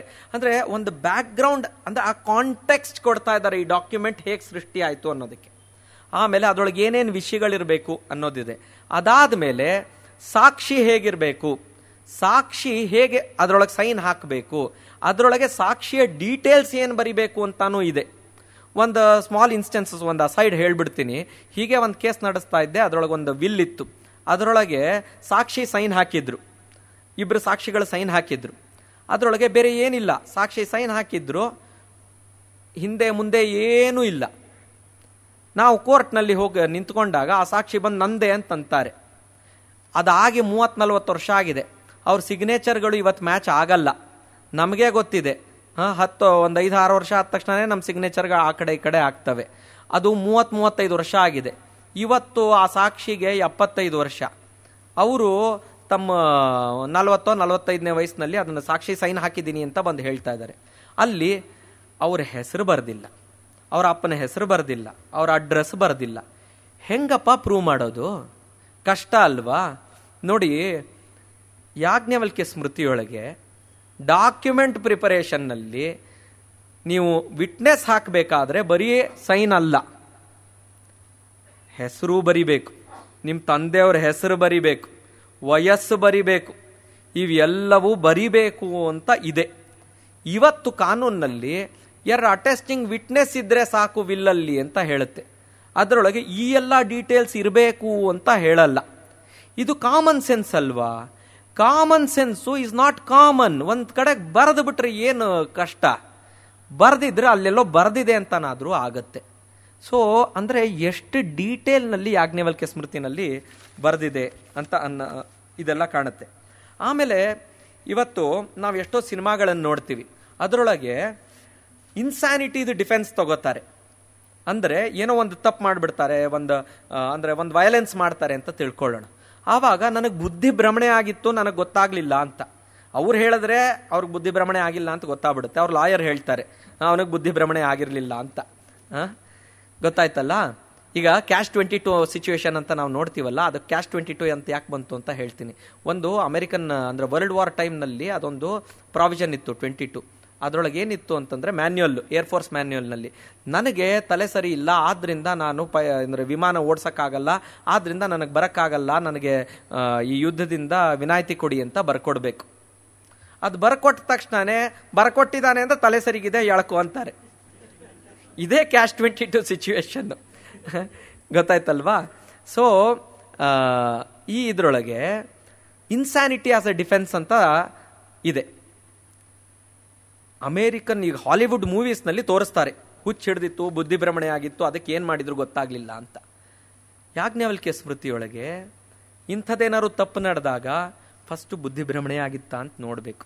ಇಂಟಾಕ್ಸಿಕೇಶನ್ ಅದರೊಳಗೆ ಏನಾರು ಆಗಿತ್ತಾ ಅಂತ ನೋಡಬೇಕು. ಏನಾರು ಫಿಯರ್ನಲ್ಲಿ ಆಗಿತ್ತಾ ಅಂತ ನೋಡಬೇಕು. ನಮ್ಮ ಪೀನಲ್ ಕೋಡ್ಸ್ ಅಂತ ಏನಂತೀವಲ್ಲ ಇವತ್ತು, ಮೆಕಾಲೆದು 1821 ಮಾಡಿ 1860 ಇಂಡಿಯನ್ ಪೀನಲ್ ಕೋಡ್ ಅಂತ ಬಂದು ಇವಾಗ ಹೊಸ ಭಾರತೀಯ ನ್ಯಾಯ ಸಂಹಿತ ಅಂತ ಏನು ಬಂದಿದೆಯಲ್ಲ, ಅದರೊಳಗೂ ಸೇಮ್ ಡಿಫೆನ್ಸಸ್ ಇದೆ. ಇಂಟಾಕ್ಸಿಕೇಶನ್ನು, ಇನ್ಸ್ಯಾನಿಟಿ, ಫೋರ್ಸು, ಕೊಯರ್ಷನ್ನು, ಪ್ರೆಷರ್ನಲ್ಲಿ ಇದೆಲ್ಲ ಮಾಡಿದ್ರೆ ಅಂತ. ಅಂದರೆ ಎಕ್ಸಾಕ್ಟ್ ಸಿಮಿಲರ್ ನಿಮಗೆ ಕಾಣಿಸ್ಬಿಡುತ್ತೆ ಇದರೊಳಗೆ. ಆಮೇಲೆ ಈಗ ಸ್ಟೋಲನ್ ಗೂಡ್ಸ್ ಅಂತ ತಿಳ್ಕೊಳ್ಳೋಣ. ಈಗ ಮೊನ್ನೆ ಒಬ್ಬರು ನನ್ನ ಹತ್ರ ಬಂದಿದ್ರು. ಸಮಸ್ಯೆ ಏನಾಗಿದೆ ಅಂತಂದರೆ, ಅವರಿಗೆ ಅವ್ರ ಮನೆ ಬಂಗಾರನ ಕೆಲಸದವರು ಕದ್ದು ಅಡ ಇಟ್ಬಿಟ್ಟು ದುಡ್ಡು ಎತ್ಬಿಟ್ಟಿದ್ದಾರೆ. ಇವ್ರು ಹೋಗಿ ಅದು ಕೇಸ್ ಆಯಿತು, ಇದು ನಡೀತಾ ಇದೆ, ಅದು ಸ್ಟೋಲನ್ ಗೂಡು ಅಂತೆಲ್ಲ ಆಯಿತು. ಆದರೆ ಅದೇ ಇರ್ತಾವಲ್ಲ ಗೋಲ್ಡ್ ಕಂಪನಿಗಳು, ಅವು ನಾವು ಬಿಡಲ್ಲ ಅದನ್ನು ಅಂತ. ಯಾಕಂದ್ರೆ ನಮಗೆ ಅವರಿಂದ ಬರಬೇಕು ಅಂತ, ಅವ್ರು ಇಟ್ಟು ಹೋಗಿರೋದು ಅವ್ರು ತಗೊಳ್ಳಿ ಅಂತ. ಇಲ್ಲಿ ಕೇಸ್ ನಡೀತಾ ಇದೆ, ಅವ್ರು ಕದ್ದಿರೋದು ಅಂತ. ಇಷ್ಟೆಲ್ಲ ನಡೀತಿರ್ಬೇಕಾದ್ರೆ ಇವರಿಗೆ ಯಾವಾಗ ಚಿನ್ನ ಕಾಣೋದು? ಚಿನ್ನ ಅಲ್ಲಿದೆ ಒಳಗೆ, ಇವ್ರ ಕೈಗೆ ಸಿಗ್ತಾ ಇಲ್ಲ. ನಮ್ಮ ಕಾನೂನಲ್ಲೂ ಇದೆ ಏನಂತಂದ್ರೆ, ಈಗಿನ ಕಾನೂನಲ್ಲೂ to transact with stolen goods is also an offence. ಆದರೆ ಇದು ಹೊಸದಲ್ಲ. ಯಾಜ್ಞವಲ್ಕ್ಯ ಸ್ಮೃತಿಯೊಳಗೆ ಇದರ ರೆಫರೆನ್ಸ್ ಇದೆ. ದಟ್ ಸ್ಟೋಲನ್ ಗೂಡ್ಸ್ನಲ್ಲಿ ನೀವು ಟ್ರಾನ್ಸಾಕ್ಟ್ ಮಾಡಿದರೆ, ಆ ಟ್ರಾನ್ಸಾಕ್ಟ್ ಮಾಡಿದವನಿಗೂ ಇದಿದೆ, ಏನಂತಾರೆ, ಪನಿಷ್ಮೆಂಟ್ ಇದೆ. ಮತ್ತು ಅದರೊಳಗೆ ಫಸ್ಟ್ ಪ್ರೈಮರಿ, ಅದು ಸ್ಟೋಲನ್ ಗೂಡ್ ಅಂತ ಗೊತ್ತಾದ ತಕ್ಷಣ it has to be restored to the original owner on proper proof ಅಂತಾನೆ ಇರೋವಂಥದ್ದು. ಈಗ ಇವರೆಲ್ಲ ತೋರಿಸ್ತಾರೆ ಏನು ಅಂದರೆ ಅದು ಸ್ಟೋಲನ್ ಗೂಡ್ಸು ಇದೆಲ್ಲ. ನಾ ಹೇಳಿದ್ನಲ್ಲ ಈಗ ಎಕ್ಸಾಂಪಲ್ನಲ್ಲಿ. ಆವಾಗ ಅವ್ರಿಗೆ ಹೋಗಿ ಕೇಳಿದರೆ ಆ ಗೋಲ್ಡ್ ಕಂಪ್ನಿಯವರು ಅವರು ಕೋರ್ಟ್ನಿಂದ ಸ್ಟೇ ತಗೊಂಡು ಬರ್ತಾರೆ. ಯಾಕೆ ಅಂತಂದರೆ, ಇಲ್ಲ ಅದಿನ್ನೂ ಕೇಸ್ ನಡೀತಾ ಇದೆ ಅಂತ. ನೋಡಿ, ಯಾರು ಅಡ ಇಟ್ರಲ್ಲ ಅದನ್ನು ಹೋಗಿ, ಅವರಿಗೆ ಆ ಮೀನ್ಸ್ ಇತ್ತ ಅಷ್ಟು ಗೋಲ್ಡನ್ನು ಇದು ಮಾಡೋದಕ್ಕೆ ಅವ್ರಿಗೇನಾದರೂ ಏನು ಮೀನ್ಸ್ ಇದೆ ಅಂತ ನೋಡಿದರೆ ಗೊತ್ತಾಗತ್ತೆ. ಅವರು ನಾನು ಪಾಪರು, ನನಗೆ ಕಷ್ಟ, ನನಗೆ ಬೇಲ್ ಕೊಡಿ, ಅವು ಇವಂತ ಕೇಳಿರ್ತಾರೆ. ಅಂದರೆ ಶ್ಯೂರಿಟಿ ಕೊಡೋಕ್ಕಾಗಲ್ಲ, ಬೇಲ್ ಬಾಂಡ್ ಬರ್ಕೊಡೋಕ್ಕಾಗಲ್ಲ ಅನ್ನೋ ಸ್ಥಿತಿಯೊಳಗಿರೋರು ಅಂಥ ಬಂಗಾರನ ಇಟ್ಟರು ಅಂದರೆ ಏನು ತೋರಿಸುತ್ತೆ? ಕದ್ದಿದ ಮಾಲು ಅಂತಾನೆ ತೋರಿಸುತ್ತೆ. ಆದರೆ ಇವ್ರಿಗೆ ಸಿಗೋ ತನಕ ಎಷ್ಟೋ ವರ್ಷಗಳಾಗ್ತವೆ. ಯಾಜ್ಞವಲ್ಕ್ಯ ಸ್ಮೃತಿನಲ್ಲಿ ಫಸ್ಟ್ ಹೇಳೋದು, ಆ ಕದ್ದಿದ ಮಾಲ್ ಟ್ರಾನ್ಸಾಕ್ಟ್ ಆದ ತಕ್ಷಣ ಫಸ್ಟ್ ಅದನ್ನು ರಿಟರ್ನ್ ಮಾಡಬೇಕು ಅಂತ. ಅಂದರೆ ಎಷ್ಟು ಯೋಚನೆ ಮುಂದುವರೆದಿತ್ತು ಅಂತ ನೋಡೋಣ. ಆಮೇಲೆ ಇವತ್ತಿನ ದಿವಸ ನಾವು ಕೋರ್ಟಿಗೆ ಹೋಗ್ಬೇಕಾದ್ರೆ, ಸಿವಿಲ್ ವ್ಯಾಜ್ಯಕ್ಕೆ ಹೋಗ್ಬೇಕಾದ್ರೆ ನಾವು ಏನೋ ಪ್ರೈವೇಟ್ ತಗಾದೆ ಮಾಡ್ಕೊಂಡ್ಬಿಡ್ತೀವಿ. ಆವಾಗ ಕೋರ್ಟನ್ನು ಅದಕ್ಕೆ ಇನ್ವಾಲ್ವ್ ಮಾಡಬೇಕು ಅಂತಂದರೆ ಕೋರ್ಟಿನ ಟೈಮು, ಅದಕ್ಕೆ ಇನ್ಫ್ರಾಸ್ಟ್ರಕ್ಚರು, ಅದಕ್ಕೆಲ್ಲ ಖರ್ಚುಗಳಾಗ್ತಾವಲ್ಲ. ಯಾರು ಕೊಡಬೇಕು? ಕೋರ್ಟ್ ಫೀ ಅಂತ ಒಂದಿರುತ್ತೆ ಸಿವಿಲ್ ಲಿಟಿಗೇಷನ್ಸ್ನಲ್ಲಿ. ಆ ಕೋರ್ಟ್ ಫೀನ ಕೊಡಬೇಕಾಗತ್ತೆ. ನಮ್ಮಲ್ಲಿ ಇವಾಗ ಯಾರು ಕೋರ್ಟಿಗೆ ಹೋಗ್ತಾರಲ್ಲ ಅವ್ರು ಕೊಡಬೇಕು ಅಂತಿದೆ. ಕೋರ್ಟಿಗೆ ಹೋಗಿ ಕೊಟ್ಟ ಮೇಲೆ ಕೇಸ್ ನಡೆದು ಏನೋ ಒಂದು ನಿರ್ಣಯ ಬರುತ್ತೆ. ಪ್ಲೇಂಟಿಫ್ ಕಡೆ ಅಂದರೆ ಯಾರು ಕೋರ್ಟಿಗೆ ಹೋಗಿರ್ತಾರಲ್ಲ ಅವ್ರ ಕಡೆಗೆ ಕೇಸ್ ಆದರೆ ಕೋರ್ಟ್ನವ್ರೇನು ಇವ್ರಿಗೆ ವಾಪಸ್ ದುಡ್ಡು ಕೊಡಲ್ಲ, ಡಿಫೆಂಡೆಂಟ್ ಇವ್ರಿಗೆ ಕೊಡಿ ಅಂತ ಹೇಳುತ್ತಾರೆ ಕೋರ್ಟ್ ಆದೇಶ. ಯಾಜ್ಞವಲ್ಕ್ಯ ಸ್ಮೃತಿಯೊಳಗೆ ಏನು ಹೇಳುತ್ತೆ ಅಂತಂದರೆ, ಇವರು ಯಾರು ಪ್ಲೇಂಟಿಫ್ ಆಗಿ ಕೋರ್ಟಿಗೆ ಹೋಗ್ತಾರಲ್ಲ ಅವ್ರು ಕಟ್ಟಬೇಕು. ಕೇಸು ಡಿಫೆಂಡೆಂಟ್ ವಿರುದ್ಧ ಹೋದರೆ ಡಿಫೆಂಡೆಂಟು ಇವ್ರು ಎಷ್ಟು ಕಟ್ಟಿರ್ತಾರಲ್ಲ ಅದ್ರ ಡಬಲ್ ಕೋರ್ಟಿಗೆ ಕೊಡಬೇಕು ಅಂತಿದೆ. ಆಮೇಲೆ ಇವ್ರಿಗೆ ರೆಕವರ್ ಮಾಡ್ಕೊಳ್ಬೋದು ಅಂತಿದೆ. ಅಂದರೆ ಇವತ್ತು ನಮ್ಮಲ್ಲಿ ಡಿಫೆಂಡೆಂಟ್ ಸೋತ್ರೆ ಅವ್ರು ಮುಂದಿನ ಕೋರ್ಟ್ಗೆ ಹೋಗಬೇಕು ಅಂತಂದರೆ ಅಲ್ಲಿ ಕೋರ್ಟ್ ಫೀ ಕಟ್ಟಬೇಕಾಗತ್ತೆ. ಆದರೆ ಇಲ್ಲಿ ಅಲ್ಲೇ ಎರಡರಷ್ಟು ಕಟ್ಟಬೇಕು ಅಂತಿದೆ. ಅಂದರೆ ಈಗ ನೋಡಿ, ಇಟ್ ಈಸ್ ಡಿಟರೆನ್ಸ್. ಫಸ್ಟು ನೀವು ಕೋರ್ಟಿಗೆ ಹೋಗಬೇಕಾದ್ರೆ, ಈಗ ಅಕಸ್ಮಾತ್ ಇವನ್ ಕೇಸ್ ಸೋತ ಅಂತ ತಿಳ್ಕೊಳ್ಳೋಣ, ಪ್ಲೇಂಟಿಫು ಇವನ್ ಡಬಲ್ ಟೈಮ್ ಕಟ್ಟಬೇಕಾಗ್ತಾ ಇತ್ತು. ತಪ್ಪು ಮಾಡಿದಾನೆ ಅಂತ ಅವನಿಗೆ ಫೈನೂ ಬೀಳ್ತಿತ್ತು. ಈಗ ಹಾಗಿಲ್ವೇ ಇಲ್ಲ. ಆಯಿತು, ಕೇಸ್ ಸೋತೆ ಹೋಯ್ತು, ದುಡ್ಡು ಹೋಯ್ತು, ಒಂದು ಸುಮ್ಮನೆ ಕಲ್ಲು ಎಸದೆ ಮಾವನಣ್ಣು ಉದುರ್ತು ಅಂತ ಹೇಳಿ ಕೇಸ್ ಹಾಕ್ತಾ ಇರುತ್ತೆ. ಆವಾಗ ಹಂಗಿಲ್ಲ. ಯಾಕೆ ಅಂತಂದರೆ you are involving the court mechanism which is important. ಈಗಲೂ ಅದ್ರ ಖರ್ಚು ಅಂತ ತಗೊಳುತ್ತೆ, ಆದರೆ it should act as a deterrence ಅಲ್ವಾ? ಆ ಡಿಟರೆನ್ಸ್ ಕಾನ್ಸೆಪ್ಟ್ ಇದರೊಳಗೆ ನಮಗೆ ಕಾಣುತ್ತೆ. ಹಾಗೇನೆ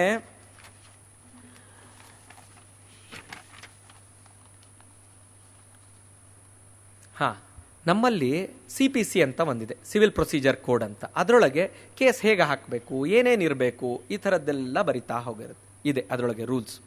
ಯಾಜ್ಞವಲ್ಕ್ಯ ಸ್ಮೃತಿಯೊಳಗೂ ಕೂಡ ನಿಮ್ಮ ಕ್ಲೇಮು ಕ್ಲಿಯರ್ ಆಗಿರಬೇಕು. ಒಂದ್ಸಲಿ ನೀವೊಂದು ಕ್ಲೇಮ್ ಮಾಡಿದ ಮೇಲೆ ಅದೇ ಟ್ರಾನ್ಸಾಕ್ಷನ್ನಲ್ಲಿ ಅದರೊಳಗೆ ಇನ್ನೂ ಒಂದಿಷ್ಟು ಬರಬೇಕಿತ್ತು ಅಂತ ಆಮೇಲೆ ಕೇಳೋ ಹಾಗಿಲ್ಲ. ಒಂದ್ಸಲಿಗೆ ನೀವೇನು ಕೇಳಬೇಕು ಎಲ್ಲ ಕೇಳಬೇಕು. ಮತ್ತೆ ಯಾರು ಕೋರ್ಟಿಗೆ ಫಸ್ಟ್ ಬರ್ತಾರಲ್ಲ ಅವ್ರದ್ದು ಸಾಕ್ಷಿ ಮೊದಲಾಗಬೇಕು. ಇವತ್ತು ಸಿವಿಲ್ ಪ್ರೊಸೀಜರ್ ಕೋಡ್ನಲ್ಲಿ ಎಕ್ಸಾಕ್ಟ್ಲಿ ಸೇಮ್ ಇದೆ. That one who approaches the court should adduce the first evidence ಅಂತ ಇದೇ ರೂಲ್. ಈಗ ನಾವು ಇದನ್ನೆಲ್ಲ ನೋಡ್ತಾ ಹೋದ್ರೆ ಮತ್ತೆ ಈ ಕಾನೂನುಗಳು ನಾವೀಗೇನು ನೋಡ್ತಾ ಇದೀವಲ್ಲ, ಈ ಸಿವಿಲ್ ಪ್ರೊಸೀಜರ್ ಕೋಡು ಅದು ಇದು ಎಲ್ಲ ಆಂಗ್ಲೋ ಸ್ಯಾಕ್ಸನ್ ಇದರಿಂದ ಏನು ಜೂರಿಸ್ಪ್ರುಡೆನ್ಸ್ ಇಂದ ನಾವು ತಗೊಂಡಿದೀವಲ್ಲ, ಅದು ಅಲ್ಲಿ ಡೆವಲಪ್ ಆಗಿದ್ದು ಹಾರ್ಡ್ಲಿ 700-800 ವರ್ಷಗಳ ಹಿಂದೆ. ನಾವೀಗ ಮಾತಾಡ್ತಾ ಇರೋಂಥ ಯಾಜ್ಞವಲ್ಕ್ಯ ಸ್ಮೃತಿ ಇದು, ಅದರೊಳಗಿರುವಂತಹ ಕಾನ್ಸೆಪ್ಟ್ಸು ಬರೀ ಅದರೊಳಗೆಲ್ಲ ಇನ್ನೂ ಬೇರೆ ಬೇರೆ ಸ್ಮೃತಿಗಳಲ್ಲೂ ಇದೆ. ಸಾವಿರಾರು ವರ್ಷಗಳಿಂದ ಇದ್ದಂಥ ಕಾನ್ಸೆಪ್ಟ್ಸ್ ಇವು. ಆಮೇಲೆ ಇನ್ನೊಂದಿದೆ, ಏನು ಅಂತಂದ್ರೆ ಈಗ ಲಾ ಆಫ್ ಪ್ರಿಸ್ಕ್ರಿಪ್ಷನ್ ಅಂತ ನಾವು ಕರಿತೀವಿ, ಲಾ ಆಫ್ ಲಿಮಿಟೇಷನ್ ಅಂತ ಕರಿತೀವಿ. ಏನು ಅಂತಂದ್ರೆ ಅಡ್ವರ್ಸ್ ಪೊಸೆಷನ್.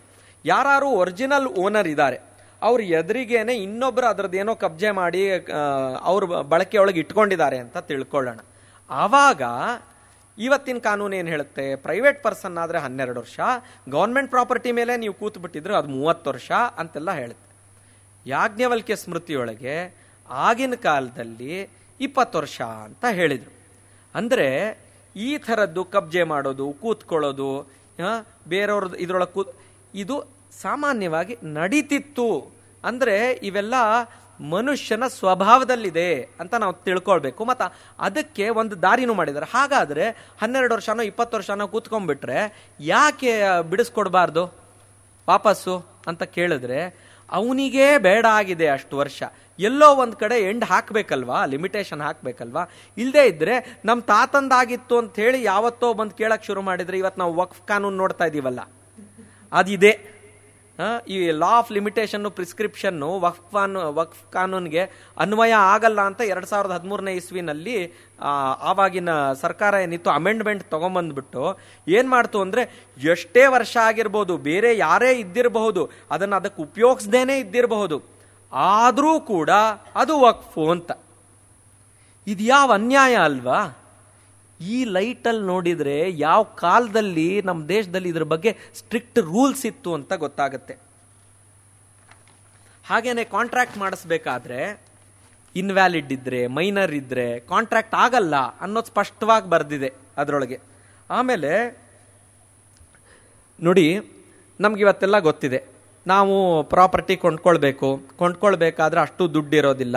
ಏನು ಮಾಡ್ತೀವಿ, ಆ ಪ್ರಾಪರ್ಟಿ ಪೇಪರ್ಸ್ನ ಬ್ಯಾಂಕೋ ಯಾವುದೋ ಫೈನಾನ್ಷಿಯಲ್ ಇನ್ಸ್ಟಿಟ್ಯೂಷನ್ಸ್ನಲ್ಲೋ ಇಟ್ಟು ಅದನ್ನು ನಾವು ಸಾಲ ತಗೊಂಡು ಇದನ್ನು ಮಾಡ್ತೀವಿ. ಆಯಿತು, ಸಾಲ ತೀರಿಸಿದ ಮೇಲೆ ಏನು?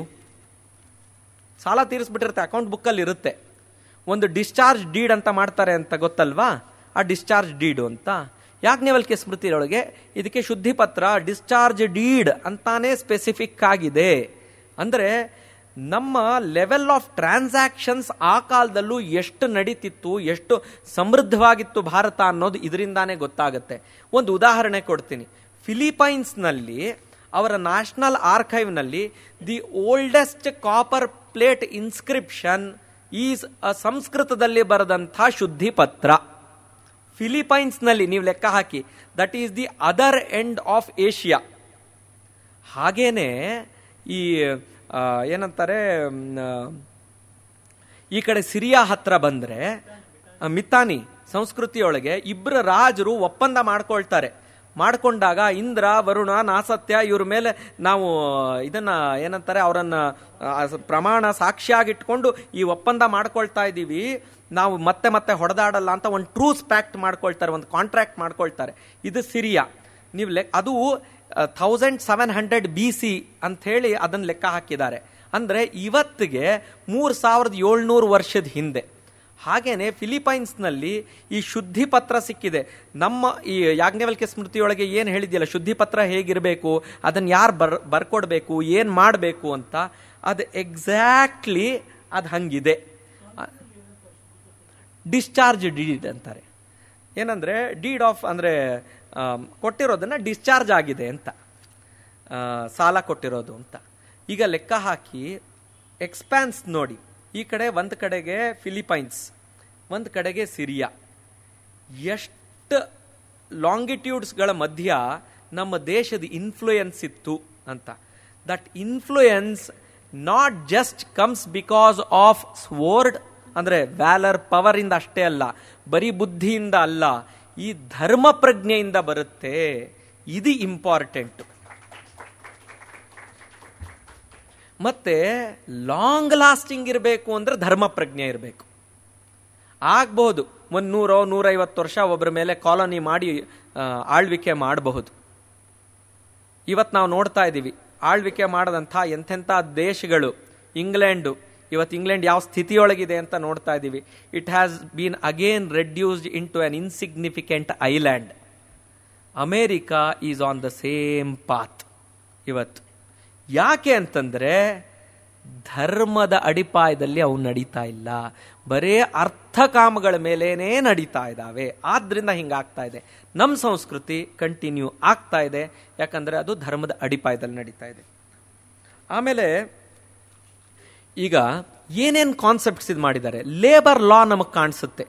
ಈಗ ಇಂಟರ್ನ್ಯಾಷನಲ್ ಲೇಬರ್ ಆರ್ಗನೈಸೇಷನ್ನು ಏನಂದ್ರೆ UN ಇದೆಲ್ಲ ಆದಾಗ 1945 ಇಂದ ಏನು ನಡೀತಲ್ಲ, 1947 ILO ಇದೆಲ್ಲ ಬಂತಲ್ಲ, ಆವಾಗ ಲೇಬರ್ ಚಾರ್ಟರ್ ಅಂತ ಬಂತು. ಇಂಡಿಯಾದಲ್ಲಿ ಇಂಡಸ್ಟ್ರಿಯಲ್ ಡಿಸ್ಪ್ಯೂಟ್ಸ್ ಆಕ್ಟ್ ಅಂತ ಬಂತು 1947 ಲೇಬರ್ ಕಾನೂನುಗಳಂತೆಲ್ಲ ನೋಡಿದ್ವಿ.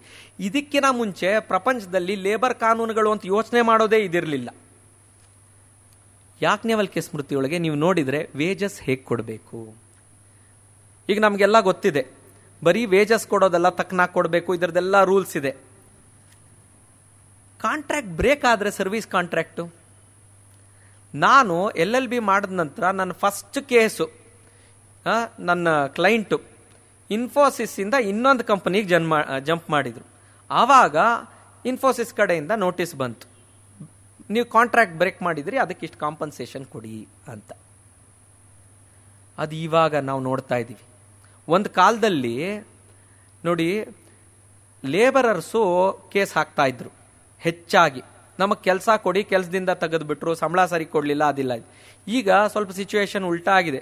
ಕಂಪನಿಯವರು ಎಂಪ್ಲಾಯರ್ಸು ಅಂತ ಇದ್ದಾರೆ, ಅಯ್ಯೋ ನಮ್ಮಿಂದ ಅಟ್ರಿಷನ್ ತುಂಬ ಆಗ್ಬಿಟ್ಟಿದೆ, ಆದ್ರಿಂದ ಈಗ ಬಿಟ್ಟು ಹೋಗಿದ್ದಕ್ಕೆ ಕಾಂಪನ್ಸೇಷನ್ ಕೊಡಿ. ಯಾಜ್ಞವಲ್ಕ್ಯ ಸ್ಮೃತಿಯೊಳಗೆ ಇವು ಎರಡಕ್ಕೂ ಪ್ರಾವಿಷನ್ ಇದೆ. ಅಂದರೆ ತಪ್ಪು ಯಾವ ಕಡೆಯಿಂದಾನೂ ಆಗಬಹುದು ಅನ್ನೋದ್ರ ಗಮನ. ಅಂದ್ರೆ ಬೈನರಿನಲ್ಲಿ ನಾವು ನೋಡ್ಬಿಟ್ರೆ ದಟ್ ದುಡ್ಡಿರೋರೆಲ್ಲ ತಪ್ಪು ಮಾಡ್ತಾರೆ, ದುಡ್ಡಿಲ್ದೇ ಇರೋರೆಲ್ಲಾನು ಶೋಷಿತರು, ಅವರೇ ಒಳ್ಳೆಯವರು, ಹಳ್ಳಿಯವರೆಲ್ಲ ಒಳ್ಳೆಯವರು, ನಗರದವರೆಲ್ಲ ಕೆಟ್ಟವರು. ಅದನ್ನ ನಾವು ಹಳೆ ಕಾಲದ ಸಿನಿಮಾದಲ್ಲಿ ನೋಡ್ತಿದ್ವಲ್ಲ.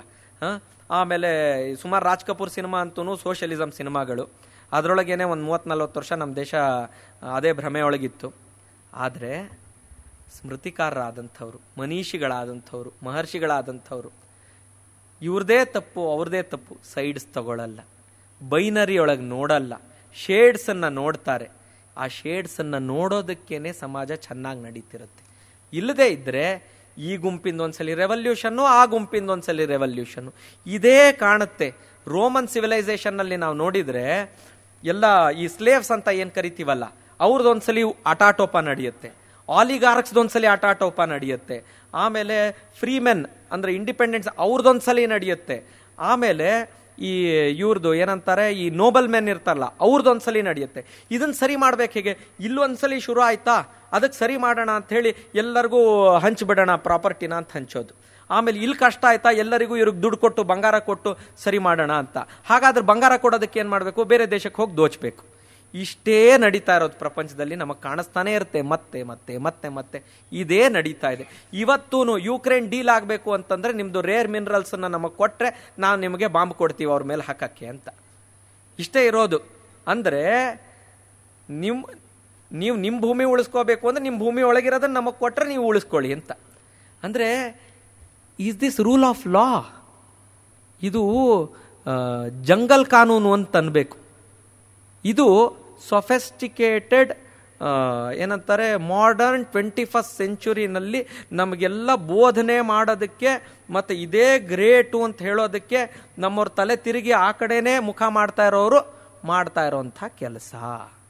ಇದು ನಮ್ಮ ಗಮನದಲ್ಲಿರಲಿ. ಆಮೇಲೆ ಇನ್ನೇನು ಇದಿದೆ ನೋಡಿ, ನಮ್ಮಲ್ಲಿ ಗೊತ್ತು ಎಷ್ಟೋ ಕಡೆ ನಾವು ಹಿಂಗೆ ಗಾಡಿ ಗಿಡಿ ಓಡಿಸ್ತಾ ಇರಬೇಕಾದ್ರೆ ಅಲ್ಲೆಲ್ಲ ಟೆಂಟ್ಗಳನ್ನು ಹಾಕೊಂಡಿರ್ತಾರೆ. ನೋಡಿ ನಿಮಗೆ ಇಂಥ ಶಕ್ತಿ ಬರುತ್ತೆ ಈ ಪುಡಿ ತಿಂದರೆ, ಆಮೇಲೆ ಈ ಔಷಧಿ ಕುಡಿದ್ರೆ ಅಂಥ ರೋಗಗಳು ಗುಣ ಆಗುತ್ತೆ, ಈ ಥರದ್ದೆಲ್ಲ ಹಾಕೊಂಡಿರ್ತಾರಲ್ಲ ಟೆಂಟ್. ಇವತ್ತು ಅದಕ್ಕೆ ಕ್ವಾಕರಿ ಅಂತ ಕರೀತಾರೆ. ಅಂದರೆ ಸರಿಯಾದ ಓದು ಅಭ್ಯಾಸ ಮಾಡಿ ಔಷಧಿ ಕೊಡೋ ಅಂಥದ್ದು ಒಂದು ಪ್ರಕ್ರಿಯೆ ಇರುತ್ತೆ. ಏನೂ ಇಲ್ಲದೆ ಈ ಥರದ್ದು ಕೊಡ್ತಾ ಯಾಕೆ ನಡೆಯುತ್ತೆ ಇದು? ಕೊನೆಗೆ ನಮಗೆ ಕಷ್ಟ ಆದಾಗ ಯಾವನಾದರೂ ಕೊಡಲಿ ಏನಾದರೂ ಕೊಡಲಿ ಅಂತ ಮನಸ್ಸಿರುತ್ತಲ್ಲ, ಆದ್ರಿಂದ ಅದು ನಡೀತಾ ಇರುತ್ತೆ. ಆದರೆ ಅದನ್ನು ಹಾಗೆ ಬಿಡೋಕ್ಕಾಗತ್ತಾ? ಹಾಗೆ ಬಿಟ್ಟರೆ ಏನಾಗುತ್ತೆ? ಅದು ಬಿಮಾರಿಸೆ ಖತರ್ನಾಕ್ ಇಲಾಜ್ ಆಗೋಗುತ್ತೆ. ಹಿಂಗಾಗತ್ತೆ. ಯಾಜ್ಞವಲ್ಕ್ಯ ಸ್ಮೃತಿಯೊಳಗೆ ಈ ಥರ ಕ್ವಾಕರಿ ಮಾಡೋರಿಗೆ ಸಿವಿಯರ್ ಪನಿಷ್ಮೆಂಟ್ ಹೇಳಿದ್ದಾರೆ.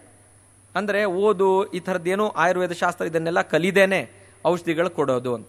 ಅದರೊಳಗೆ ಇನ್ನೂ ಒಂದು ಹೇಳಿದೆ, ಇದನ್ನೆಲ್ಲ ಕೊಡ್ತಾ ಕೊಡ್ತಾ ಜನರಿಗೆ ನೀವೇನಾದ್ರೂ ಗವರ್ನಮೆಂಟ್ ಸರ್ವೆಂಟ್ಸಿಗೆ ಇದಕ್ಕೆ ಕೊಟ್ಟರೆ ಇನ್ನೂ ಹೆಚ್ಚಿಗೆ ಪನಿಷ್ಮೆಂಟು ಅಂತ. ಅಂದರೆ ಅಡ್ಮಿನಿಸ್ಟ್ರೇಷನ್ನು ಎಷ್ಟು ಸ್ಟ್ರಾಂಗ್ ಆಗಿರಬೇಕು, ಅದಕ್ಕೆ ಎಷ್ಟು ಮಹತ್ವ ಕೊಡ್ತಿದ್ರು ಅನ್ನೋದು ಒಂದು ಸ್ಮಾಲ್ ಉದಾಹರಣೆ ಒಳಗೆ ಕಾಣುತ್ತೆ.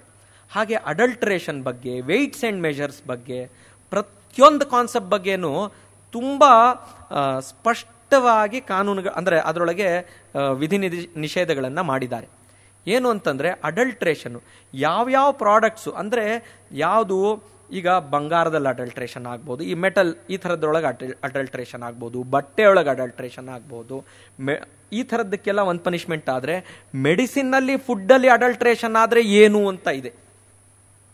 ಅಂದರೆ ಆ ಗ್ರೆಡೇಷನ್ಸ್ ಇದೆ. ಅಂದರೆ ಎಲ್ಲ ಹಿಂಗೆ ಮಾಡಿದ್ಯಾ ಎಲ್ಲರಿಗೂ ಒಂದೇ. Basic principle of law is proportionality. Justice ಅಂದ್ರೆ ಪ್ರಪೋರ್ಷನೇಟ್ ಆಗಿರಬೇಕು ಅಂತ. ಆ ಪ್ರಪೋರ್ಷನಾಲಿಟಿ ಕಾನ್ಸೆಪ್ಟ್ಸ್ ನಮಗಿಲ್ಲಿ ಕಾಣಿಸುತ್ತೆ. ಅಂದರೆ ಹಿಂಗೆ ಮಾಡಿದ್ಯಾ ಒಂದು ಕೈ ತೆಗಿ, ಒಂದು ಕಾಲು ತೆಗಿ, ಒಂದು ಕಿವಿ ತೆಗಿ, ಒಂದು ಮೂಗು ತೆಗಿ, ಆ ಕಾನೂನವ್ರು ನಾವಲ್ಲ. ಅಂಥ ಪರಿಸ್ಥಿತಿ ಬಂದರೆ ಅದೂ ಮಾಡಬೇಕು, ಸಿವಿಯರಿಟಿಗೆ ಇರುತ್ತೆ. ಆದರೆ ನೀನು ಆ ಕಡೆ ನೋಡಿದ್ಯಾ ತಲೆ ತೆಗಿ ಅನ್ನೋದಲ್ಲ. ಅಂದರೆ ಆ ಕಡೆ ಅಂದರೆ ಆ ದೇವ್ರ ಕಡೆ ಮುಖ ಮಾಡಿದ್ಯಾ ನೀನು ತಲೆ ತೆಗಿತೀನಿ ಅಂತಲ್ಲ.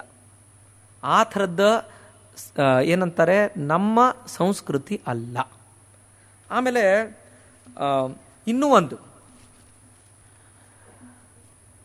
ಈಗ ನಾವು ಪ್ರಿವೆನ್ಷನ್ ಆಫ್ ಕರಪ್ಷನ್ ಆ್ಯಕ್ಟ್ ಅಂತ ನೋಡ್ತಾ ಇದ್ದೀವಿ. ಅದು ರೀಸೆಂಟ್ ಕಾನೂನು. ಅದರೊಳಗೆ ಬ್ಯೂರೋಕ್ರಾಟ್ಸು, ಪಬ್ಲಿಕ್ ಆಫೀಸರ್ಸು ಕರಪ್ಷನ್ ಮಾಡಿದರೆ, ಬ್ರೈಬರಿ ಇದೆಲ್ಲ ಮಾಡಿದರೆ ಅದಕ್ಕೊಂದು ವಿಶೇಷವಾದ ಕಾನೂನು ಅಂತ ಮಾಡಿದೆ. ಯಾಜ್ಞವಲ್ಕ್ಯ ಸ್ಮೃತಿಯೊಳಗೆ ಕರಪ್ಟ್ ಜಡ್ಜಸ್ ಇದ್ದರೆ, ಕರಪ್ಟ್ ಬ್ಯೂರೋಕ್ರಸಿ ಇದ್ದರೆ ಏನು ಮಾಡಬೇಕು, ಏನು ಪನಿಷ್ಮೆಂಟು, ಏನು ಫೈನು ಅಂತ ಸ್ಪಷ್ಟವಾಗಿ ಹೇಳಿದ್ದಾರೆ. ಹಾಗೆಯೇ ಅದರೊಳಗೆ ಇನ್ನೂ ಒಂದು ಹೇಳುತ್ತೆ, if a judge renders a judgment out of fear or favour or ಏನಂತಾರೆ ಇದಕ್ಕೆ ಏನಂದರೆ ಗ್ರೀಡ್, ಇಂಥ ಇದರಿಂದ ಏನಾದ್ರು ಮಾಡಿದ್ರೆ, ಯಾರೋ ನಮ್ಮ ಹತ್ತಿರದವರು ಅಥವಾ ನನಗೇನೋ ಲಾಭ ಆಗುತ್ತೆ ಅಥವಾ ಅವ್ನು ಹೆದರ್ಸ್ದ ಅಂತ ಮಾಡಿದರೆ, ಅಂದರೆ ಇದು ಯಾವುದೂ ಇರಬಾರ್ದು ಅಂತ. ಹೆದರ್ಸ್ದ ಅಂತ ಮಾಡಿದ್ರು ನೋ ಅಬ್ಸಲ್ಯೂಷನ್, ನೀನು ಆ ಜಾಗದಲ್ಲಿ ಕೂತಿದ್ಯಾ ಅಂದರೆ ಹೆದರಬಾರ್ದು ಅಂತ ಏನಾದ್ರು ಜಡ್ಜ್ಮೆಂಟ್ ಕೊಟ್ಟರೆ ಡಬಲ್ ಟೈಮ್, ಈಗ ಜಡ್ಜ್ಮೆಂಟ್ ಕೊಟ್ಟು ತಪ್ಪು ಜಡ್ಜ್ಮೆಂಟ್ ಕೊಟ್ಟಿದ್ರೆ ಡಬಲ್ ಟೈಮ್ ಆ ಜಡ್ಜರಿಗೇನೆ ಫೈನ್ ಆಗ್ತಾ ಇತ್ತು. ಇವತ್ತು ಕೂಡ ಜಡ್ಜ್ ಕ್ಯಾನ್ ಎರ್.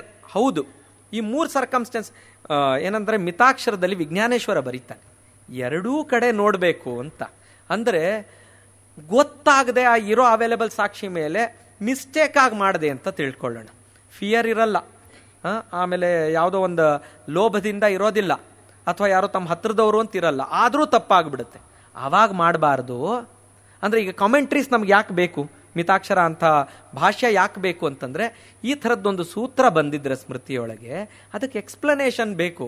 ಯಾಕೆ ಅಂತಂದರೆ ಇಲ್ಲದೇ ಇದ್ರೆ ಮತ್ತೆ ಅನ್ಯಾಯ ಆಗೋಗುತ್ತೆ ಅಲ್ವಾ. ಅದಕ್ಕೆ ಆ ಎರಡೂ ದೃಷ್ಟಿಕೋನದಿಂದಾನು ನೋಡಬೇಕು ಅಂತ. ಇವತ್ತು ರಾಂಗ್ ಜಡ್ಜ್ಮೆಂಟು ಅದಕ್ಕೇನು ಫೈನುಗೇನು ಆಗಲ್ಲ.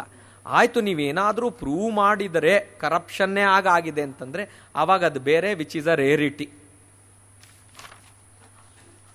ಆಮೇಲೆ ಇವೆಲ್ಲ ಸಾಕಷ್ಟು ನಾವು ಸಿಮಿಲಾರಿಟೀಸು ಅವು ಇವು ಅಂತ ಏನು ನೋಡಿದ್ವಿ, ಹಾಗೇನೆ ಎಷ್ಟೊಂದು ನಾವು ನಮ್ಮೊಳಗೆ ಇನ್ನೂ ಹೆಚ್ಚಾಗಿ ಅಳವಡಿಸ್ಕೊಳ್ಬಹುದು ಅನ್ನೋದು ಸಾಕಷ್ಟಿದೆ. ಇನ್ಫ್ಯಾಕ್ಟ್ ನಾನು ಅದನ್ನು ಪಟ್ಟಿ ಮಾಡ್ತಾ ಇರಬೇಕಾದ್ರೆ ಸಿಮಿಲಾರಿಟೀಸ್ ಎಷ್ಟಿದೆಯೋ ಅದರಿಂದ ನಾವು ಅಳವಡಿಸ್ಕೊಳ್ಬಹುದು ಅಂತ ಏನಿದೆಯಲ್ಲ ಅದು ಅಷ್ಟೇ ಪ್ರಮಾಣದಲ್ಲಿದೆ. ಯಾಕೆ ಅಂತಂದರೆ ಮರಕ್ಕಿನ ಮರ ದೊಡ್ಡದು ಅಂತ ಹೇಳ್ತೀವಲ್ಲ, ಹಾಗೆ ಅಂದರೆ ಆ ಚಿಂತನೆಗಳು ಅಷ್ಟು ದೀರ್ಘವಾಗಿ ಮಾಡಿದ್ದಕ್ಕೆ ಎಷ್ಟೋ ವಿಷಯಗಳು ನಾವೂ ತಗೊಳ್ಬಹುದು, ಈಗಲೂ ತಗೊಳ್ಬಹುದು ಅನ್ನೋದು ಕಾಣುತ್ತೆ. ಆ ಥರದ್ರೊಳಗೆ ಈಗ ನೋಡಿ, ಒಂದು ಉದಾಹರಣೆ ಹೇಳ್ತೀನಿ. ಈಗ ನಮ್ಮಲ್ಲಿ ಮೀಡಿಯೇಷನ್ ಅಂತ ಒಂದು ಪ್ರೋಸೆಸ್ ಇದೆ. ಏನಂದರೆ ಯಾರೋ ಜಗಳ ಆಡ್ತಾ ಇದ್ದರೆ ಬೇಡಪ್ಪ ಕೋರ್ಟು ಕಚೇರಿ ಬೇಡ, ಅದಕ್ಕೊಂದು ಮೆಕ್ಯಾನಿಸಮ್ ಮಾಡ್ತೀವಿ, ಅದಕ್ಕೊಬ್ಬರನ್ನ ಮೀಡಿಯೇಟರ್ ಅಂತ ಹೇಳ್ತೀವಿ, ಅವರು ಎಲ್ಲ ಸಾಲ್ವ್ ಮಾಡ್ತಾರೆ ಅಂತ. ಅದು ಉದ್ದೇಶ, ಆಬ್ಜೆಕ್ಟ್. ಕೆಲವೊಂದು ಸಂದರ್ಭದಲ್ಲಿ ಹೆಂಗಾಗತ್ತೆ ಅಂತಂದರೆ ಆ ಮೀಡಿಯೇಷನ್ ಪ್ರೋಸೆಸ್ನಲ್ಲೇ ಹೊಸ ಹೊಸ ಐಡಿಯಾಗಳು ಬರ್ತವೆ. ಆವಾಗಿರೋ ಸಮಸ್ಯೆಗಿನ್ನ ಜಾಸ್ತಿ ಸಮಸ್ಯೆಗಳಾಗೋದನ್ನು ನೋಡಿದ್ದೀವಿ. ಯಾಜ್ಞವಲ್ಕ್ಯ ಸ್ಮೃತಿಯೊಳಗೆ ಈ ಥರ ಆರ್ಬಿಟ್ರೇಟರು ಮೀಡಿಯೇಟರು ಆ ಡಿಸ್ಪ್ಯೂಟ್ ಇನ್ನೂ ಉಲ್ಬಣ ಆಗೋದಕ್ಕೇನಾದರೂ ಕಾರಣ ಆದರೆ ಆ ಮೀಡಿಯೇಟರ್ಗೆ ಆರ್ಬಿಟ್ರೇಟರ್ಗೆ ಫೈನ್ ಹಾಕಿ ಅಂತಿದೆ. ಈ ಮೀಡಿಯೇಷನು ಮೆಕ್ಯಾನಿಸಮು ಆರ್ಬಿಟ್ರೇಷನ್, ಈಗ ನಮ್ಮದು ಓಲ್ಡೆಸ್ಟ್ ಆರ್ಬಿಟ್ರೇಷನ್ ಆ್ಯಕ್ಟ್ ಒಂದು 1940s ಇರೋ ಅಂಥದ್ದು, ಆಮೇಲೆ 1996 ಇದನ್ನೆಲ್ಲ ಬಂದಿದೆ. ಮೀಡಿಯೇಷನ್ ಅಂತೂ ಈಗ 20-25 ವರ್ಷದ್ದು. ಅದರೊಳಗೆ ಈಗ ಇಷ್ಟೆಲ್ಲ ಆದರೆ ಇವತ್ತು ನಾವು ಈ ಆಸ್ಪೆಕ್ಟನ್ನು ಅಡ್ರೆಸ್ ಮಾಡಿಲ್ಲ. ಆವಾಗ ಯಾಜ್ಞವಲ್ಕ್ಯರು ಈ ಥರ ಆದರೆ ಏನು ಅನ್ನೋದನ್ನು ಅಂದರೆ ನಾಟ್ ಜಸ್ಟ್ ಹೈಪಾಥೆಟಿಕಲ್ ಅಂಥವು ಆಗಿರ್ತವೆ, ಅದನ್ನು ನೋಡೋದಕ್ಕೊಂದು ಪ್ರಾವಿಷನ್ ಮಾಡಿದ್ದಾರೆ. ಅಂದರೆ ಸಣ್ಣ ಉದಾಹರಣೆ ಇದನ್ನು ಮಾಡಿದರೆ, ಈಗ ನೋಡಿ ಇನ್ನೊಂದು ಹೇಳುತ್ತೆ.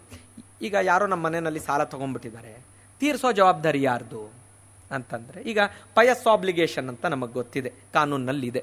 ಇವತ್ತು ಹಿಂದೂ ಲಾನಲ್ಲಿ ಪಯಸ್ ಆಬ್ಲಿಗೇಷನ್ ಅನ್ನೋ ಒಂದು ಕಾನ್ಸೆಪ್ಟ್ ಇತ್ತು, ಅದೆಲ್ಲ ಇವಾಗ ತುಂಬ ವಾಟರ್ ಡೌನ್ ಆಗಿದೆ. ಅದೆಲ್ಲ ಇಟ್ಕೊಳ್ಳೋಣ. ಏನು ಅಂತಂದರೆ, ಇವಾಗ ಜೂಜಿಗೋ ಅಥವಾ ಬೇರೆ ಬೇರೆ ವಯಸ್ಸಿಗೆ ಕರ್ತ ಆದಂಥವ್ರು, ತಂದೆ ಆದಂಥವ್ರು ಸಾಲ ಮಾಡಿಬಿಟ್ಟಿದ್ರೆ ಅದರಿಂದ ಮಗ ತೀರಿಸ್ಬೇಕು ಅಂತ ಇಲ್ಲ ಅಂತ ಹೇಳುತ್ತೆ. ಆದರೆ ತೀರಿಸದೆ ಬರೀ ಪ್ರಾಪರ್ಟಿನ ಎಂಜಾಯ್ ಮಾಡ್ಬೋದಾ? ಇಲ್ಲ. ಆ ಸಾಲಗಳಿಗೆ ಆ ಪ್ರಾಪರ್ಟಿ ಹೋಗಬೇಕು. ಆದರೆ ಆ ಪ್ರಾಪರ್ಟಿ ನಷ್ಟ ಆದಮೇಲೂ ಯಾವುದಾದ್ರೂ ಸತ್ಕಾರ್ಯಕ್ಕೆ ಸಾಲ ಮಾಡಿದರೆ ಅದು ಮಗನಿಗೆ ಜವಾಬ್ದಾರಿ ಬರುತ್ತೆ ಅಂತ. ಪುಣ್ಯಕ್ಕೆ ಹೇಗೆ ಭಾಗಿನೋ ಸತ್ಕಾರ್ಯದಿಂದ ಬಂದಿದ್ದು, ಅದಕ್ಕೆ ಸಾಲ ಮಾಡಿದರೆ ಪ್ರಾಪರ್ಟಿ ಇಲ್ಲದೆ ಇದ್ರೂ ಅದನ್ನು ತೀರಿಸುವಂಥ ಭಾರನೂ ಬರುತ್ತೆ. ಇದು ಕಾನ್ಸೆಪ್ಟ್ಸ್ ಇದ್ದಂಥವು. ಇವಾಗ ವಾಟರ್ ಡೌನ್ ಮಾಡಿದ್ವಿ, ಅದು ಮಾಡಬಾರ್ದು ಅಂಥದನ್ನು. ಆಮೇಲೆ ಇವಾಗ ಹೆಂಡತಿ ಸಾಲ ಮಾಡಿದ್ಲು, ಈಗ ಅವ್ರವ್ರ ಸಾಲ ಅವ್ರವ್ರದ್ದು ಅಂತ. ಆವಾಗ ಯಾಜ್ಞವಲ್ಕ್ಯ ಸ್ಮೃತಿಯೊಳಗೂ ಈಗ ಗಂಡ ಏನೋ ಸಾಲ ಮಾಡಿದ್ರೆ ಗಂಡ ಜವಾಬ್ದಾರಿ, ಹೆಂಡತಿ ಸಾಲ ಮಾಡಿದ್ರೆ ಹೆಂಡತಿ ಜವಾಬ್ದಾರಿ ಅನ್ನೋದು ಬೇಸಿಕ್ ರೂಲ್. ಆದರೆ ಒಂದು ಎಕ್ಸೆಪ್ಷನ್ ಇಟ್ಟಿದ್ದಾರೆ. ಒಂದಿಷ್ಟು ಕ್ಯಾಟಗರೀಸ್ನಲ್ಲಿ ಹೆಂಡತಿ ಸಾಲ ಮಾಡಿದ್ರು ಗಂಡ ತೀರಿಸ್ಬೇಕು ಅಂತ. ಅದು ಯಾವುದ್ರೊಳಗೆ ಏನು ಅಂತಂದರೆ, ಒಂದಿಷ್ಟು ಪ್ರೊಫೆಷನ್ಸ್ನಲ್ಲಿ, ಅಂದರೆ ಈಗ ದನಗಾಹಿಗಳಿರ್ತಾರೆ, ಬಟ್ಟೆ ಒಗೆಯುವಂಥವ್ರು ಇರ್ತಾರೆ, ಈ ಥರದ್ದು ಬೇರೆ ಪ್ರೊಫೆಷನ್ಸ್ನಲ್ಲಿ ಯಾವ ಪ್ರೊಫೆಷನ್ನಲ್ಲಿ ಗಂಡ ಹೆಂಡತಿ ಇಬ್ಬರು ಸೇರಿ ದುಡಿಬೇಕಾಗತ್ತಲ್ಲ, ಅಂಥ ಪ್ರೊಫೆಷನ್ನಲ್ಲಿ ಇದ್ದಂಥವ್ರೊಳಗೆ ಹೆಂಡತಿ ಸಾಲ ಮಾಡಿದ್ರೆ ಗಂಡ ತೀರಿಸ್ಬೇಕು ಅಂತಿದೆ. ಎಷ್ಟು ಪ್ರಾಗ್ಮ್ಯಾಟಿಕ್ ಆಗಿದೆ ಅಲ್ವಾ? ಇಲ್ಲದೇ ಇದ್ರೆ ಇವತ್ತೇನಾಗುತ್ತೆ, ಚೆಕ್ ಬೌನ್ಸ್ ಕೇಸ್ ಆಗುತ್ತೆ. ಕೇಸ್ ಆದ ತಕ್ಷಣನೇ ಒಳ್ಳೇದಾಯ್ತು ಓದ್ಲೆ ಹೆಂಡತಿ ಒಳಗೆ ಅಂತ ಅಲ್ವಾ? ಅಂದರೆ ಸಮಯ ಅದನ್ನು ನೋಡ್ಕೊಂಡು ಮಾಡಬೇಕಾಗತ್ತೆ. ಅಂಥದನ್ನು ಇದರೊಳಗೆ ಇಟ್ಕೊಂಡಿದ್ದಾರೆ. ಆಮೇಲೆ ಇನ್ನೂ ಒಂದಿದೆ, ಇಂಟ್ರೆಸ್ಟಿಂಗ್ ಅಂತ ಅನಿಸುತ್ತೆ. ಇವಾಗ ಹೆಂಡತಿ 2ನೇ ಮದುವೆ ಮಾಡ್ಕೊಳ್ತಾಳೆ. ಮಾಡ್ಕೊಳ್ಳೋದು ಯಾವ್ಯಾವುದೋ ಸಂದರ್ಭದಲ್ಲಿ ಮಾಡ್ಕೊಳ್ಬಹುದು. ಆವಾಗ ಹೆಂಡತಿ ಹತ್ರ ದುಡ್ಡಿರಬಹುದು, ಮಕ್ಕಳಿರ್ಬೋದು, ಅದ್ರ ಸಮೇತ ಇನ್ನೊಬ್ಬರ ಹತ್ರ ಹೋಗ್ಬಿಡ್ಬಹುದು. ಈ ಥರ ಎಲ್ಲ ಆದಾಗ ಏನು, ಆ ಹಳೆ ಗಂಡನ ಸಾಲ ಯಾರು ತೀರಿಸ್ಬೇಕು ಅಂತ. ಆ ಗಂಡ ಇಲ್ಲದೆ ಇದ್ದಾಗ ಅವನ ಸಾಲ ಅವನು ಇಲ್ಲದೆ ಇದ್ದಾಗ ಯಾರು ಸಾಲ ತೀರಿಸ್ಬೇಕು? ಹೊಸ ಗಂಡ ಆದವನು ವಿತ್ ಬ್ಯಾಗೇಜೇ ತಗೋಬೇಕು ಅಂತ. ಗೊತ್ತಾಯ್ತಲ್ವಾ? ವಿತ್ ಬ್ಯಾಗೇಜ್ ತಗೊಳ್ಬೇಕಾಗತ್ತೆ. ಅದು ಇನ್ನೊಂದೇನು ಅಂತಂದ್ರೆ, ಹೋಗಿ ಬಲವಂತದಿಂದ ಬೇರೆ ಮದುವೆ ಮಾಡ್ಕೊಂಡ್ ಬಂದ್ರೆ ಅವಾಗ ಫುಲ್ ತಗೊಳ್ಬೇಕು ಅಂತ. ಅಂದ್ರೆ ಪ್ರತಿಯೊಂದು ಸಂದರ್ಭಕ್ಕೂ ಒಂದು ಇದೆ ಅದರೊಳಗೆ. ಅದನ್ನು ನೋಡ್ತಾ ಹೋದ್ರೆ ಒಂಥರ ಖುಷಿ ಕೊಡುತ್ತೆ. ಈಗ ಇನ್ನೊಂದಿದೆ ನಮ್ಮಲ್ಲಿ, ಈಗ ಯಾವುದೋ ಒಂದು ಪ್ರಾಪರ್ಟಿನ ಅಡ ಇಡ್ತೀವಿ. ಪ್ರಾಪರ್ಟಿನ ಅಡ ಇಟ್ಟ ಮೇಲೆ ಅದ್ರ ಮೇಲೆ ಸಾಲ ಬಡ್ಡಿ ಎಲ್ಲ ಬೆಳೀತಾ ಇರುತ್ತೆ ಅಂತ ತಿಳ್ಕೊಳ್ಳೋಣ. ಆಮೇಲೆ ಏನಾಗುತ್ತೆ, ಆಕ್ಷನ್ಗೆ ಹಾಕ್ತಾರೆ, ಅದಕ್ಕೆ ಅಷ್ಟು ಬಂತು ಇಷ್ಟು ಬಂತು, ಈ ಥರದ್ದೆಲ್ಲ ನಡೀತಾ ಇರುತ್ತೆ. ಆಕ್ಷನ್ನಲ್ಲಿ ಈಗ ನನ್ನ ಸಾಲ ಒಂದು 10 ಲಕ್ಷ ರೂಪಾಯಿ ಇದೆ ಅಂತ ತಿಳ್ಕೊಳ್ಳೋಣ, ಪ್ರಾಪರ್ಟಿ 1 ಕೋಟಿ ರೂಪಾಯಿದಿದೆ ಅಂತ ತಿಳ್ಕೊಳ್ಳೋಣ. ಆವಾಗ ಕೋರ್ಟ್ ಏನನ್ನುತ್ತೆ, ಇಲ್ಲ ಮಾರ್ಬಿಡ್ಬೇಡಿ, ಅದು ವ್ಯಾಲ್ಯೂಬಲ್ ಇದೆ, ಬೇರೆ ಏನಾದರೂ ಅವ್ರು ತಂದು ಕೊಡ್ತಾರಾ ನೋಡಿ, ಕೊನೆಗೆ ಏನೂ ಆಗದೆ ಇದ್ದಾಗ ಅದನ್ನು ಮಾರಿ ಅವಾಗ ಸಾಲಕ್ಕೆ ತೀರಿಸಿ ಉಳಿದಿದ್ದ ದುಡ್ಡು ಇವ್ರಿಗೆ ಕೊಡಿ, ಈ ಥರದ್ದೆಲ್ಲ ನಡೆಯುತ್ತೆ. ಯಾಜ್ಞವಲ್ಕ್ಯ ಸ್ಮೃತಿಯೊಳಗೂ ಏನು ಹೇಳುತ್ತೆ ಅಂತಂದರೆ, ಸಾಲ ಮತ್ತು ಬಡ್ಡಿ ಸೇರಿ ಆ ಪ್ರಾಪರ್ಟಿ ಅಂದರೆ ಸಾಲದ ಡಬಲ್ ಆಗೋಯ್ತು ಅಂತ ತಿಳ್ಕೊಳ್ಳಿ. ಪ್ರಾಪರ್ಟಿಗೆ ನನಗೆ ಬರಲಿ ಫೋರ್ಫೀಚರ್ ಕೇಸ್ ಹಾಕೊಳ್ಳೋದು it automatically he forfeits his property ಅಂತ ಸಿಂಪಲ್ ಆಗಿ ಒಂದು ರೂಲ್ ಕೊಟ್ಟಿದ್ದಾರೆ. ಏನು ಅಂದರೆ ಅಂದರೆ ಅಸಲು ಮತ್ತು ಬಡ್ಡಿ ಇದಕ್ಕಿಂತ ಡಬಲ್ ಆಗೋಯ್ತು, ಮುಗೀತು, ಪ್ರಾಪರ್ಟಿ ಹೋಯ್ತು ಅಂತಾನೆ. ಆಮೇಲೆ ಅದನ್ನು ಆಕ್ಷನ್ಗೆ ಹಾಕು, ಅದಕ್ಕೆ 10 ವರ್ಷ ಅದನ್ನು ಮಾಡು, ಇದನ್ನು ಮಾಡು, ತಗಾದೆ ತೆಗಿ, ಇಲ್ಲವೇ ಇಲ್ಲ. ಆಮೇಲೆ ಇನ್ನೂ ಒಂದಿದೆ, ಸಾಲ ಕೊಟ್ಟು ತೀರ್ಸು ಆಗಿರುತ್ತೆ, ಪ್ರಾಪರ್ಟಿ ವಾಪಸ್ಸೇ ಬರ್ತಾ ಇರಲ್ಲ, ಪೇಪರ್ ಇಟ್ಕೊಂಡಿರ್ತಾರೆ, ಇನ್ನೊಂದೇನೋ ಇಟ್ಕೊಂಡಿರ್ತಾರೆ, ಈ ಥರದ್ದಿಲ್ಲ. ಈ ಥರದ್ದಿದ್ದಾಗ ಏನು ಮಾಡೋದು? ಆಯಿತು, ಅದನ್ನು ವಾಪಸ್ ಕೊಡಬೇಕು ಅಂತ ಇವತ್ತಿನ ಕಾನೂನು ಹೇಳುತ್ತೆ. ಏನಾರು ಆದರೆ ಅದಕ್ಕೊಂಚೂರು ಫೈನು ಹಾಕತ್ತೆ. ಯಾಜ್ಞವಲ್ಕ್ಯರು ಏನು ಹೇಳ್ತಾರೆ ಅಂತಂದರೆ, ಸಾಲ ತೀರಿಸಿದ ಮೇಲೆ ಒಂದು ಕ್ಷಣವೂ ಇಟ್ಕೊಳ್ಳೋ ಹಾಗಿಲ್ಲ. ಇಟ್ಕೊಂಡ್ರೆ ಅದು ಕಳ್ತನಕ್ಕೇನಾಗತ್ತಲ್ಲ, ಆ ಪನಿಷ್ಮೆಂಟ್ ಕೊಡಿ ಅಂತ. ಯಾಕೆ ಅಂದರೆ ಅದು ನಿಮ್ದ ಅಲ್ಲ ಆವಾಗ ಅಂತ. ಆಮೇಲೆ ಇನ್ನೂ ಒಂದು ಇಂಟ್ರೆಸ್ಟಿಂಗ್ ಇದೆ. ಏನು ಅಂತಂದರೆ, ಈಗ ನಮ್ಮ ತಾಯಿಯವ್ರು ಹೇಳ್ತಾ ಇದ್ರು, ಏನು ಅಂದರೆ ಯಾರೋ ಒಬ್ರು ಹೋದ್ರಂತೆ, ಆಯ್ತಪ್ಪ ನಾನೆಲ್ಲ ದುಡ್ದೆ, ನೀವು ಸಾಲ ಕೊಟ್ಟಿದ್ದೆಲ್ಲ ವಾಪಸ್ ಕೊಡ್ತೀನಿ ಅಂತಂದ್ರು. ಅಯ್ಯೋ ಅದಕ್ಕೇನು ಅರ್ಜೆನ್ಸಿ, ಆರಾಮಾಗಿ ಕೊಡೋರಂತೆ, ಬಡ್ಡಿ ಕೊಡ್ತಾ ಇರಿ ಅಂತ. ಗೊತ್ತಾಯ್ತಲ್ಲ, ಆ ಥರ ಮಾಡಬಾರ್ದು ಅಂತ ಯಾಜ್ಞವಲ್ಕ್ಯರು ಬರೆದಿದ್ದಾರೆ. ಏನು ಅಂತಂದ್ರೆ, ಈಗ ಸಾಲ ತೀರ್ಸೋನು ಬಂದು ಸಾಲ ತೀರ್ಸಿದೀನಿ ನಿಂದು ಕೊಡ್ತಾ ಇದ್ದೀನಿ ಅಂತಂದ್ರೆ ಅದನ್ನ ಅಸಲು ಬಡ್ಡಿ ತಗೊಂಡು ಮುಕ್ತಿ ಮಾಡದೇ ಇದ್ರೆ ಏನಾಗುತ್ತೆ? ಆವಾಗ ಅವನು ಒಬ್ಬ ಮಧ್ಯಸ್ಥನ ಹತ್ರ ಅದನ್ನು ಹೋಗಿ ದುಡ್ಡು ಇಟ್ರೆ ಆವತ್ತಿಂದ ಇಂಟ್ರೆಸ್ಟ್ ಮುಗಿದೋಯ್ತು, ಸಾಲ ಕೊಡಬೇಕಾಗಿದ್ದಿಲ್ಲ ಅಂತ. ಈಗ ಅವ್ನು ಬೇಕಂತಾನೆ, ಇವತ್ತು ಅವ್ನು ಬರಲಿಲ್ಲ, ನಾಳೆ ಬರಲಿಲ್ಲ, ಈಗ ಇನ್ನೊಂದು ತಿಂಗಳಾಯ್ತು, ಮತ್ತೆ ಬಡ್ಡಿ ಕಟ್ಟು, ಅದಿಲ್ಲ. There was a mechanism that ಈ ಥರ ಮಾಡ್ಬೋದು ಅಂತ. ಅಂದರೆ ನನಗೆ ಅದೇ ಇದನ್ನು ಓದ್ತಾ ಇರ್ಬೇಕಾದ್ರೆ ಅನ್ನಿಸ್ತು, ನಮ್ಮ ತಾಯಿಯವರು ಎಷ್ಟೋ ವರ್ಷದ ಹಿಂದೆ ಹೇಳಿದ್ರು ಇದನ್ನು, ಈ ಥರದ್ದು ಮಾಡ್ತಿದ್ರು ಅಂತ. ಅಂದರೆ ಈ ಸ್ವಭಾವಗಳು, ಮನುಷ್ಯ ಸ್ವಭಾವಗಳು ನಡೆದೇ ಇರ್ತವೆ. ಅಂದರೆ ಮತ್ತೆ ನಾವೆಲ್ಲರೂ ನಮ್ಮ ಡೆಪಾಸಿಟ್ಗಳನ್ನು ಕೋಆಪರೇಟಿವ್ ಬ್ಯಾಂಕ್ಗಳಲ್ಲಿ ಹಾಕಿ ಮುಳುಗಿಸ್ಕೊಂಡಿರೋರು ಇದ್ದೀವಿ, ನನ್ನೂ ಇನ್ಕ್ಲೂಡೆಡ್. ಏನು ಅಂದರೆ ಅಸಲಕ್ಕಿನ ಬಡ್ಡಿ ಮೇಲೆ ಮೋಹ ಅಲ್ವಾ? ಅಂದರೆ ಈ ಎಲ್ಲ ಸಂದರ್ಭಗಳಲ್ಲೂ ಅದನ್ನು ಅವರು ಬರೆದಿಟ್ಟಿದ್ದಾರೆ.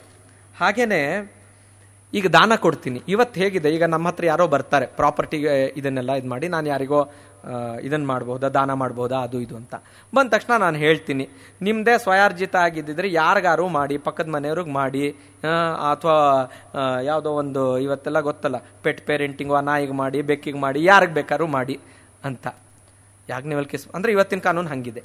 ಯಾಜ್ಞವಲ್ಕ್ಯ ಸ್ಮೃತಿಯೊಳಗೆ ನಿಮ್ಮದೇ ಪ್ರಾಪರ್ಟಿ ಆಗಿದ್ರೂ ಫ್ಯಾಮಿಲಿ ಆಬ್ಜೆಕ್ಷನ್ ಇಲ್ಲದೆ ಇದ್ದರೆ ಮಾತ್ರ ದಾನ ಮಾಡಬೇಕು. ಯಾಕೆ ಅಂತಂದರೆ ನೀವು ನಾನೇ ಸ್ವಂತವಾಗಿ ಏನೋ ಮಾಡಿಬಿಟ್ಟೆ ಅಂತ ಅಲ್ಲ, ಅದ್ರ ಹಿಂದಿನ ಫಿಲಾಸಫಿ ಅದು. ದಟ್ ಫ್ಯಾಮಿಲಿಯ ಒಂದು ಪರ್ಮಿಷನ್ ಬೇಕು, ಯಾಕಂದ್ರೆ ಅವರು ಒಪ್ಪಿಗೆ ಕೊಡಬೇಕಲ್ಲ, ಹಾಕಬೇಕಲ್ಲ ಉದ್ಧರಣೆ ಒಳಗೆ ನೀರು. ಯಾಕೆ ಅಂತಂದರೆ ಅದೇ ಮನೆಗೆ ಮಾರಿ ಊರಿಗೆ ಉಪಕಾರಿ ಹಂಗಾಗ್ಬಿಟ್ರೆ ಅಲ್ವಾ, ಹಂಗಾಗಬಾರ್ದು ಅಂತ. ಮತ್ತೆ ಮಗ ಇದ್ದಾನೆ ಅಂದರೆ ಮುಂದಿನ ಪೀಳಿಗೆ ನಡ್ಕೊಂಡು ಹೋಗ್ತಾ ಇದೆ ಅಂತಂದರೆ ಅಷ್ಟನ್ನು ದಾನ ಮಾಡಬಾರದು ಅಂತಾನೂ ಹೇಳುತ್ತೆ. ಈಗ ನಾವು ಕೇಳ್ಬೋದು, ಅಯ್ಯೋ ದಾನ ಅಂಥ ಶ್ರೇಷ್ಠ ಇಂಥ ಶ್ರೇಷ್ಠ ಅಂತ ಅದರೊಳಗೆ ಹೇಳಿದೆ, ಅದು ಹಿಂಗಂತಾರಲ್ಲ ಅಂತ.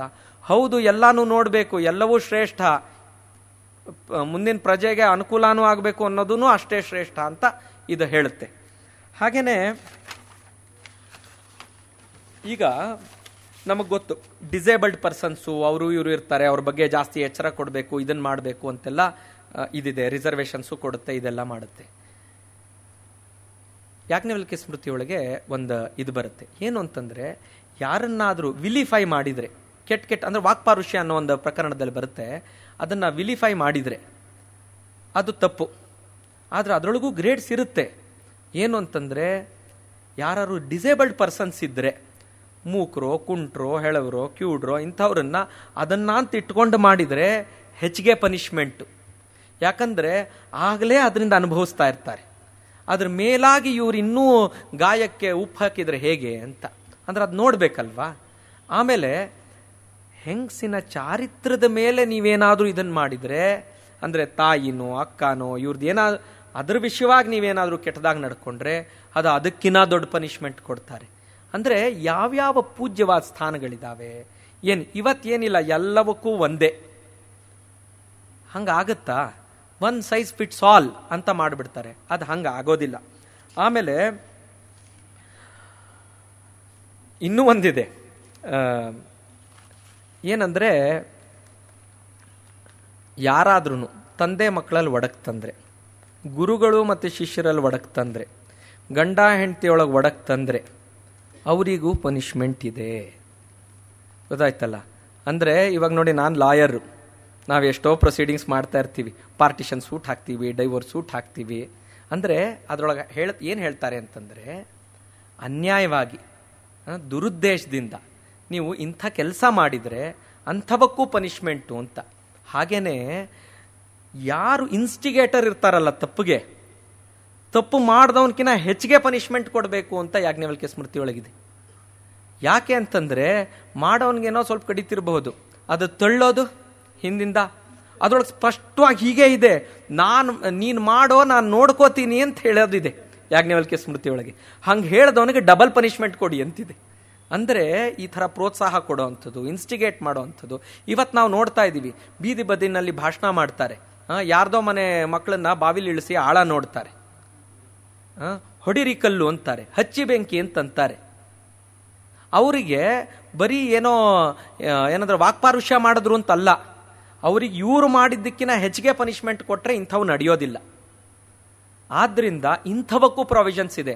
ಅಂದರೆ ಒಂದು ಯೋಗ್ಯವಾದ ಸಮಾಜ ಹೇಗೆ ನಡಿಬೇಕು, ಹೇಗೆ ಇರಬೇಕು ಅನ್ನೋದಕ್ಕೆ ಎಷ್ಟು ದೀರ್ಘವಾದ ಮತ್ತು ಸೂಕ್ಷ್ಮವಾದ ಚಿಂತನೆಯೊಳಗೆ ಇದನ್ನು ಬರೆದಿಟ್ಟಿದ್ದಾರೆ.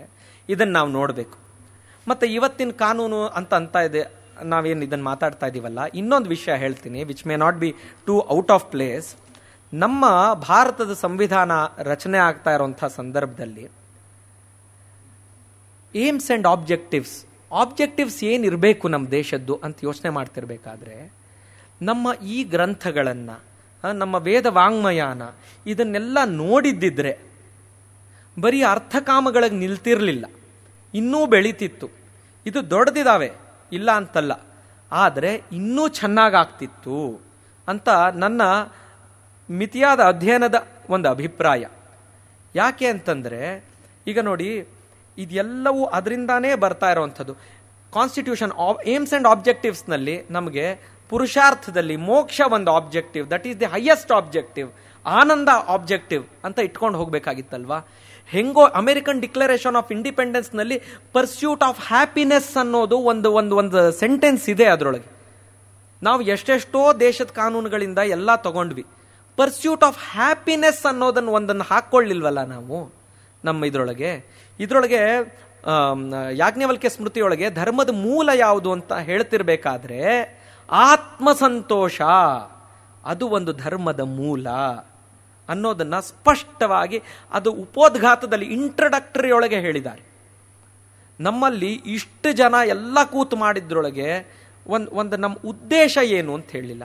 ನಾನು ಸಾಲ್ಮನ್ ಡೌನ್ ಜೂರಿಸ್ಪ್ರೂಡೆನ್ಸ್ ಅಂತ ನಮ್ಮ ಜೂರಿಸ್ಪ್ರೂಡೆನ್ಸ್ನಲ್ಲಿ ನಾವು ಓದ್ತಿರ್ಬೇಕಾದ್ರೆ, what is the object of law ಅಂತಂದ್ರೆ, the highest that they can go is justice, stability and peaceful change.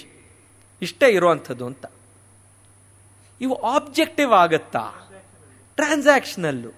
ಇದು ಆಬ್ಜೆಕ್ಟಿವ್ಸೇ ಅಲ್ಲ. ಆಬ್ಜೆಕ್ಟಿವ್ ಅಂದ್ರೆ ಹೇಗಿರಬೇಕು? ದೊಡ್ಡದಿರಬೇಕು. ಗುರಿ ದೊಡ್ಡದಿದ್ರೆ ಅದಕ್ಕೆ ಹೋಗ್ತಾ ಇರ್ತೀವಿ. ನಾವು ಈ ಕಾನ್ಸ್ಟಿಟ್ಯೂಷನ್ ಫ್ರೇಮಿಂಗ್ ಇದಾಗಬೇಕಾದ್ರೆ ಎಚ್ ವಿ ಕಾಮತ್ ಅಂತ ಇದ್ರು. ಅವರು ಕೇಳ್ಕೊಳ್ತಾರೆ, he is a constituent assembly member. ಅವ್ರು ಹೇಳ್ತಾರೆ, in the name of God ಅಂತ ಶುರು ಮಾಡಿ ಅಂತ. We the people of India having solemnly resolved ಅಂದ್ರೆ ಅವತ್ತಿನ ಪ್ರಿಯಾಂಬಲ್ ಏನಿತ್ತಲ್ಲ, to constitute India into a sovereign ಏನಂತಾರೆ ಡೆಮೋಕ್ರೆಟಿಕ್ ರಿಪಬ್ಲಿಕ್ ಅಂತ, ಸೋಷಿಯಲಿಸ್ಟ್ ಸೆಕ್ಯುಲರ್ ಅದು ಆಮೇಲೆ ಆಡ್ ಆಗಿದ್ದು. ಇದನ್ನು ಬರೀತಿರ್ಬೇಕಾದ್ರೆ ಅವ್ರು ಹೇಳ್ತಾರೆ, we the people of India ಅನ್ನೋದಕ್ಕಿಂತ ಮುಂಚೆ ಇನ್ ದ ನೇಮ್ ಆಫ್ ಗಾಡ್ ಅಂತ.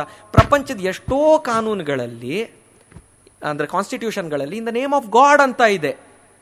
ನಮ್ಮಲ್ಲಿ ಅದು ಏನು ಭೂತ ಹತ್ತಿತ್ತೋ, in the name of God ಅಂದ್ರೆ ನಮ್ಕಿನ ಒಂದು ಹೈಯರ್ ಶಕ್ತಿ ಇದೆ ಅನ್ನೋದನ್ನ ಗುರುತಿಸದೇ ಇದ್ರೆ ಹೇಗೆ? ಅದನ್ನ ಗುರುತಿಸ್ಲಿಲ್ಲ. ಇಂಥ ಒಂದು ಸ್ಮೃತಿಗಳನ್ನ ನಮ್ಮ ವೇದವಾಂಗ್ಮಯನ್ನ ನೋಡಿದ್ದಿದ್ರೆ ಅದು ಬರ್ತಿತ್ತು. ನೋಡಿದಂಥವ್ರು ಹೇಳಿದ್ದನ್ನು ತಗೊಳ್ಳಿಲ್ಲ. ಅವ್ರು ಹೇಳಿದ್ರು, to constitute India into a sovereign democratic republic and to secure to all its citizens justice, equality, liberty, fraternity ಅಂತ ಹೇಳ್ತಾರೆ. ಅವ್ರು ಹೇಳ್ತಾರೆ, ಟು ಆಲ್ ಹರ್ ಸಿಟಿಸನ್ಸ್ ಅಂತನಾದ್ರೂ ಮಾಡಿ ಅಂತ. ಅಂದ್ರೆ ಮಾತೃಭೂಮಿ ಅನ್ನೋದಾದ್ರೂ ಹೇಳಿ ಅಂತ ಭಾರತಕ್ಕೆ. ಅಂದ್ರೆ ನಮ್ಮ ಪ್ರಿಯಾಂಬಲಲ್ಲಿ ಇಟ್ಸ್ ಅಂತ ಯಾಕೆ ಅಂತೀರಪ್ಪ? ತಾಯಿ ಸ್ಥಾನ ಇದೆ, ನಾವು ಮಾತೃಭೂಮಿ ಅಂತ ಕರಿತೀವಿ. ಅಂದ್ರೆ ನಾವು ಎಷ್ಟು we have divorced our self from that great tradition in our present day lifes ಅಂತ ನನಗೆ, ಅಂದ್ರೆ at least not in our lifes but in the transactional life of the governance. ಅದನ್ನು ನೋಡಿದ್ರೆ ಗೊತ್ತಾಗುತ್ತೆ.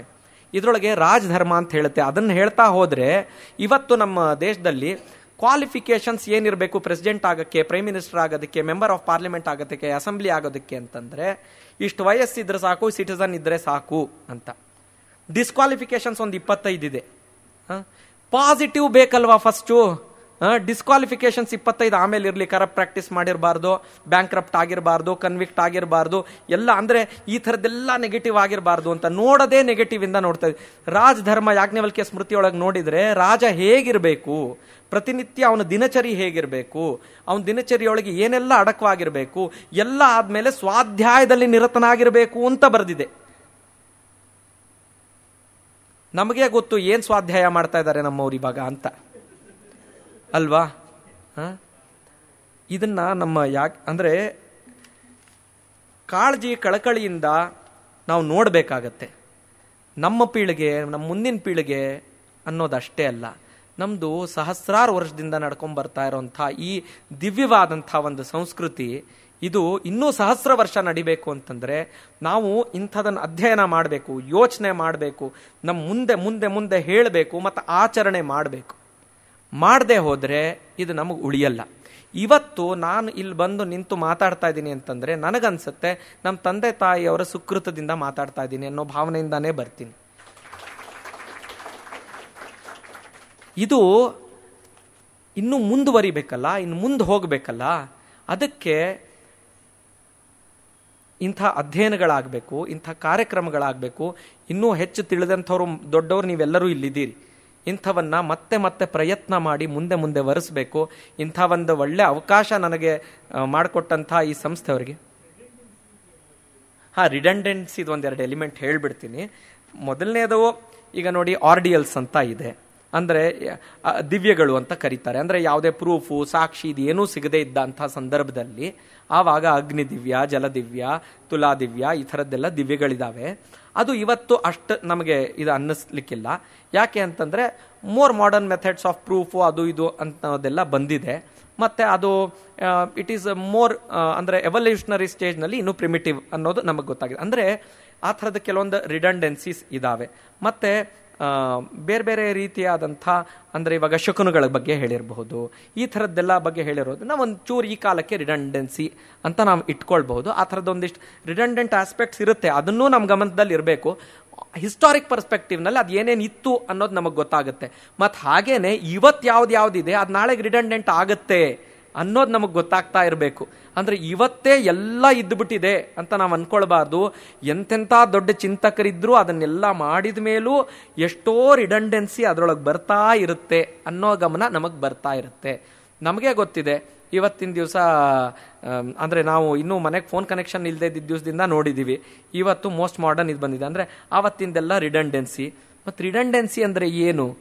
ನಮ್ಮ ಪರಿಚಯದವರೊಬ್ಬರು ಹೇಳ್ತಾರೆ 50 ವರ್ಷ ಆದಮೇಲೆ ಮನೆಯಲ್ಲಿ ಮರ್ಯಾದೆ ಸಿಗಲ್ಲ, ಕ್ಲಬ್ಗೆ ಮೆಂಬರ್ಶಿಪ್ ತಗೊಂಡ್ಬಿಡಿ ಅಂತ. ಅಂದರೆ we become redundant at our own homes.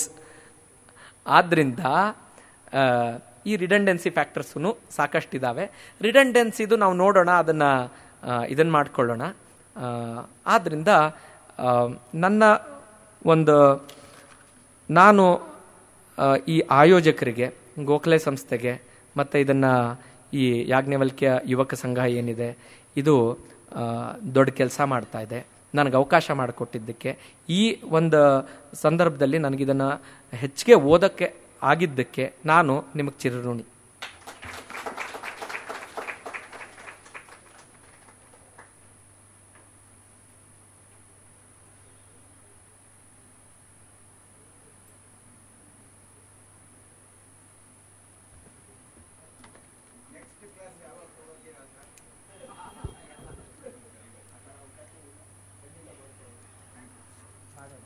Yajnavalkya ಸ್ಮೃತಿಯ ಒಂದು ಮಹತ್ವವನ್ನು ಹೇಗೆ ಹೇಳಬೇಕು ಅಂತಂದರೆ, ನಮ್ಮ ಕಾನೂನಿಗಿಂತಲೂ ಯಾಜ್ಞವಲ್ಕ್ಯ ಸ್ಮೃತಿಯ ಒಂದು ವಿಸ್ತಾರ ಬಹಳ ದೊಡ್ಡದಾಗಿದೆ. ಪ್ರಾರಂಭದಿಂದಲೂ ಹೇಳ್ತಾ ಬಂದರು. ಯಾವ್ಯಾವ ರೀತಿ ನಮ್ಮ ಯಾಜ್ಞವಲ್ಕ್ಯ ಸ್ಮೃತಿ ಆ ಹಿಂದೆಯೇ ನಮ್ಮ ಕಾನೂನಿಗಿಂತಲೂ ಬಹಳ ಉತ್ತಮ ರೀತಿಯಲ್ಲಿ ಕಾನೂನುಗಳನ್ನು ಅಳವಡಿಸಿತ್ತು ಅಂಥೇಳಿ ಪ್ರಾರಂಭದಿಂದ ಹೇಳ್ತಾ ಬಂದರು. ಆಚಾರ ಕಾಂಡ, ವ್ಯವಹಾರ ಕಾಂಡ, ಪ್ರಾಯಶ್ಚಿತ್ತ ಕಾಂಡ, ಈ ರೀತಿಯ ವಿಚಾರಗಳನ್ನು ಹೇಳ್ತಾ ಬಂದು ಬಹಳ ಮುಖ್ಯವಾಗಿ ನಾವು ಗಮನಿಸಬೇಕು. ನಮ್ಮ ಒಂದು ದೇಶದ ಒಂದು ಇಷ್ಟು ಪ್ರಬಲವಾಗಿರೋದಕ್ಕೆ ಕಾರಣ ಅಂತಂದರೆ ನಮ್ಮದೆಲ್ಲ ಧರ್ಮದ ಆಧಾರದ ಮೇಲೆ, ಧರ್ಮದ ಅಡಿಯಲ್ಲಿ ಪ್ರತಿಯೊಂದು ಕೆಲಸವನ್ನು ನಾವು ಮಾಡ್ತೀವಿ. ಹೇಗೆ ಅವರು ಹೇಳ್ದಂಗೆ ಅರಿಷಡ್ ವರ್ಗಗಳು ಏನಾಗಿರಬಹುದು, ಇವುಗಳೆಲ್ಲ ನಮ್ಮ ದಿನನಿತ್ಯದ ಜೀವನದಲ್ಲಿ ನಾವು ಅಳವಡಿಸ್ಕೊಂಡಿದ್ದೀವಿ. ಹೇಗೆ ಪಂಚಭೂತಗಳಲ್ಲಿ ನಾವು ಸಹ ಒಂದು ಅನ್ನುವ ಒಂದು ಏನು ಒಂದು ತತ್ವ ಇದೆ. ಈ ಒಂದು ತತ್ವವನ್ನು ನಾವು ನೋಡಬೇಕು ಅಂತಂದರೆ ಯಾಜ್ಞವಲ್ಕ್ಯ ಸ್ಮೃತಿಯಿಂದ ನಾವು ಖಂಡಿತ ತಿಳ್ಕೊಳ್ಳೇಬೇಕು, ಓದಲೇಬೇಕು. ಎಲ್ಲ ರೀತಿಯ ಕಾನೂನು ಏನು ಮಾಡಿದ್ದಾರೆ ಈಗ ಪ್ರತಿಯೊಂದು ಸಹ ನಮಗನ್ಸುತ್ತೆ ಅದಕ್ಕೆ ಆಧಾರ ಯಾಜ್ಞವಲ್ಕ್ಯ ಸ್ಮೃತಿನೇ ಅಂತ. ಏಕೆಂದರೆ ಎಲ್ಲ ರೀತಿಯ ಒಂದು ಕ್ಷೇತ್ರಗಳಲ್ಲೂ ಸಹ ಏನೇನು ರೀತಿಯ ಕಾನೂನುಗಳಿದೆ, ಲೇಬರ್ ಲಾ ಆಗಿರಬಹುದು, ಅಥವಾ ಈಗ ಅವರು ಹೇಳ್ತಿದ್ರು ಒಂದು ಡಿಸೇಬಲ್ ಲಾ ಏನಿದೆ, ಅವುಗಳೆಲ್ಲ ಈಗ ನಾವು ನೋಡ್ತೀವಿ ನಮ್ಮ ಸರ್ಕಾರಗಳಲ್ಲಿ. ಅದನ್ನು ಭಾಳ ಹಿಂದೆನೇ ಅವರು ಮುಂದಾಲೋಚನೆ ಮಾಡಿ ಅವೆಲ್ಲ ಕಾನೂನು ಮಾಡಿದರು. ಅದೇ ಬಹಳ ಮುಖ್ಯವಾಗಿ ನಮ್ಮ ದೇಶದ ಒಂದು ಪ್ರಬಲವಾದಂತಹ ಈ ಒಂದು ಬೆಳವಣಿಗೆ ಏನಾಗಿರಬಹುದು, ನಮ್ಮ ದೇಶದ ಒಂದು ಬುನಾದಿ ಭದ್ರವಾಗಿರಬೇಕು ಅಂತಂದರೆ ಈ ರೀತಿಯ ನಮ್ಮ ಧರ್ಮದ ಒಂದು ಸೂಕ್ಷ್ಮತೆ ಏನಿದೆ ನಮ್ಮೆಲ್ಲ ಕಾನೂನಲ್ಲಿ, ನಮ್ಮೆಲ್ಲ ಆಚರಣೆಯಲ್ಲಿ, ಅದು ಧರ್ಮದ ಆಚರಣೆಯಲ್ಲೇ ಸಾಧ್ಯ ಆಗುತ್ತೆ ಅನ್ನೋ ಒಂದು ಮಾತನ್ನು ಹೇಳ್ತಾ ಬಂದರು.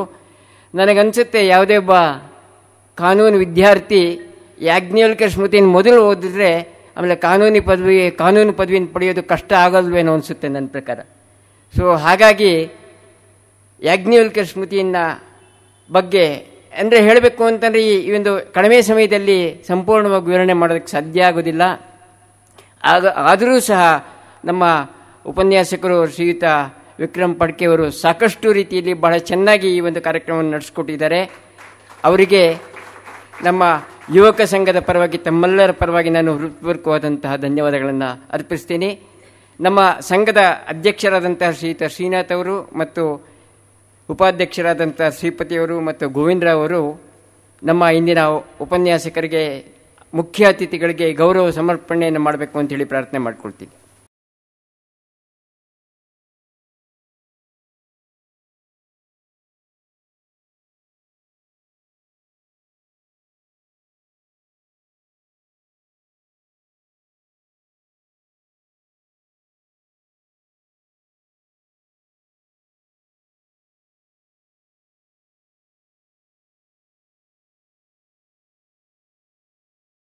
ನಮ್ಮ ಈ ಒಂದು ಕಾರ್ಯಕ್ರಮಕ್ಕೆ ವಿಶೇಷ ಆಹ್ವಾನಿತರಾಗಿ ಆಗಮಿಸಿರುವಂತಹ ಶತಾವಧಾನಿ ಶ್ರೀಯುತ ಗಣೇಶ್ ಅವರಿಗೂ ಸಹ ನಮ್ಮ ಯುವಕ ಸಂಘದ ಪರವಾಗಿ ಹೃತ್ಪೂರ್ವಕವಾದಂಥ ಧನ್ಯವಾದಗಳು.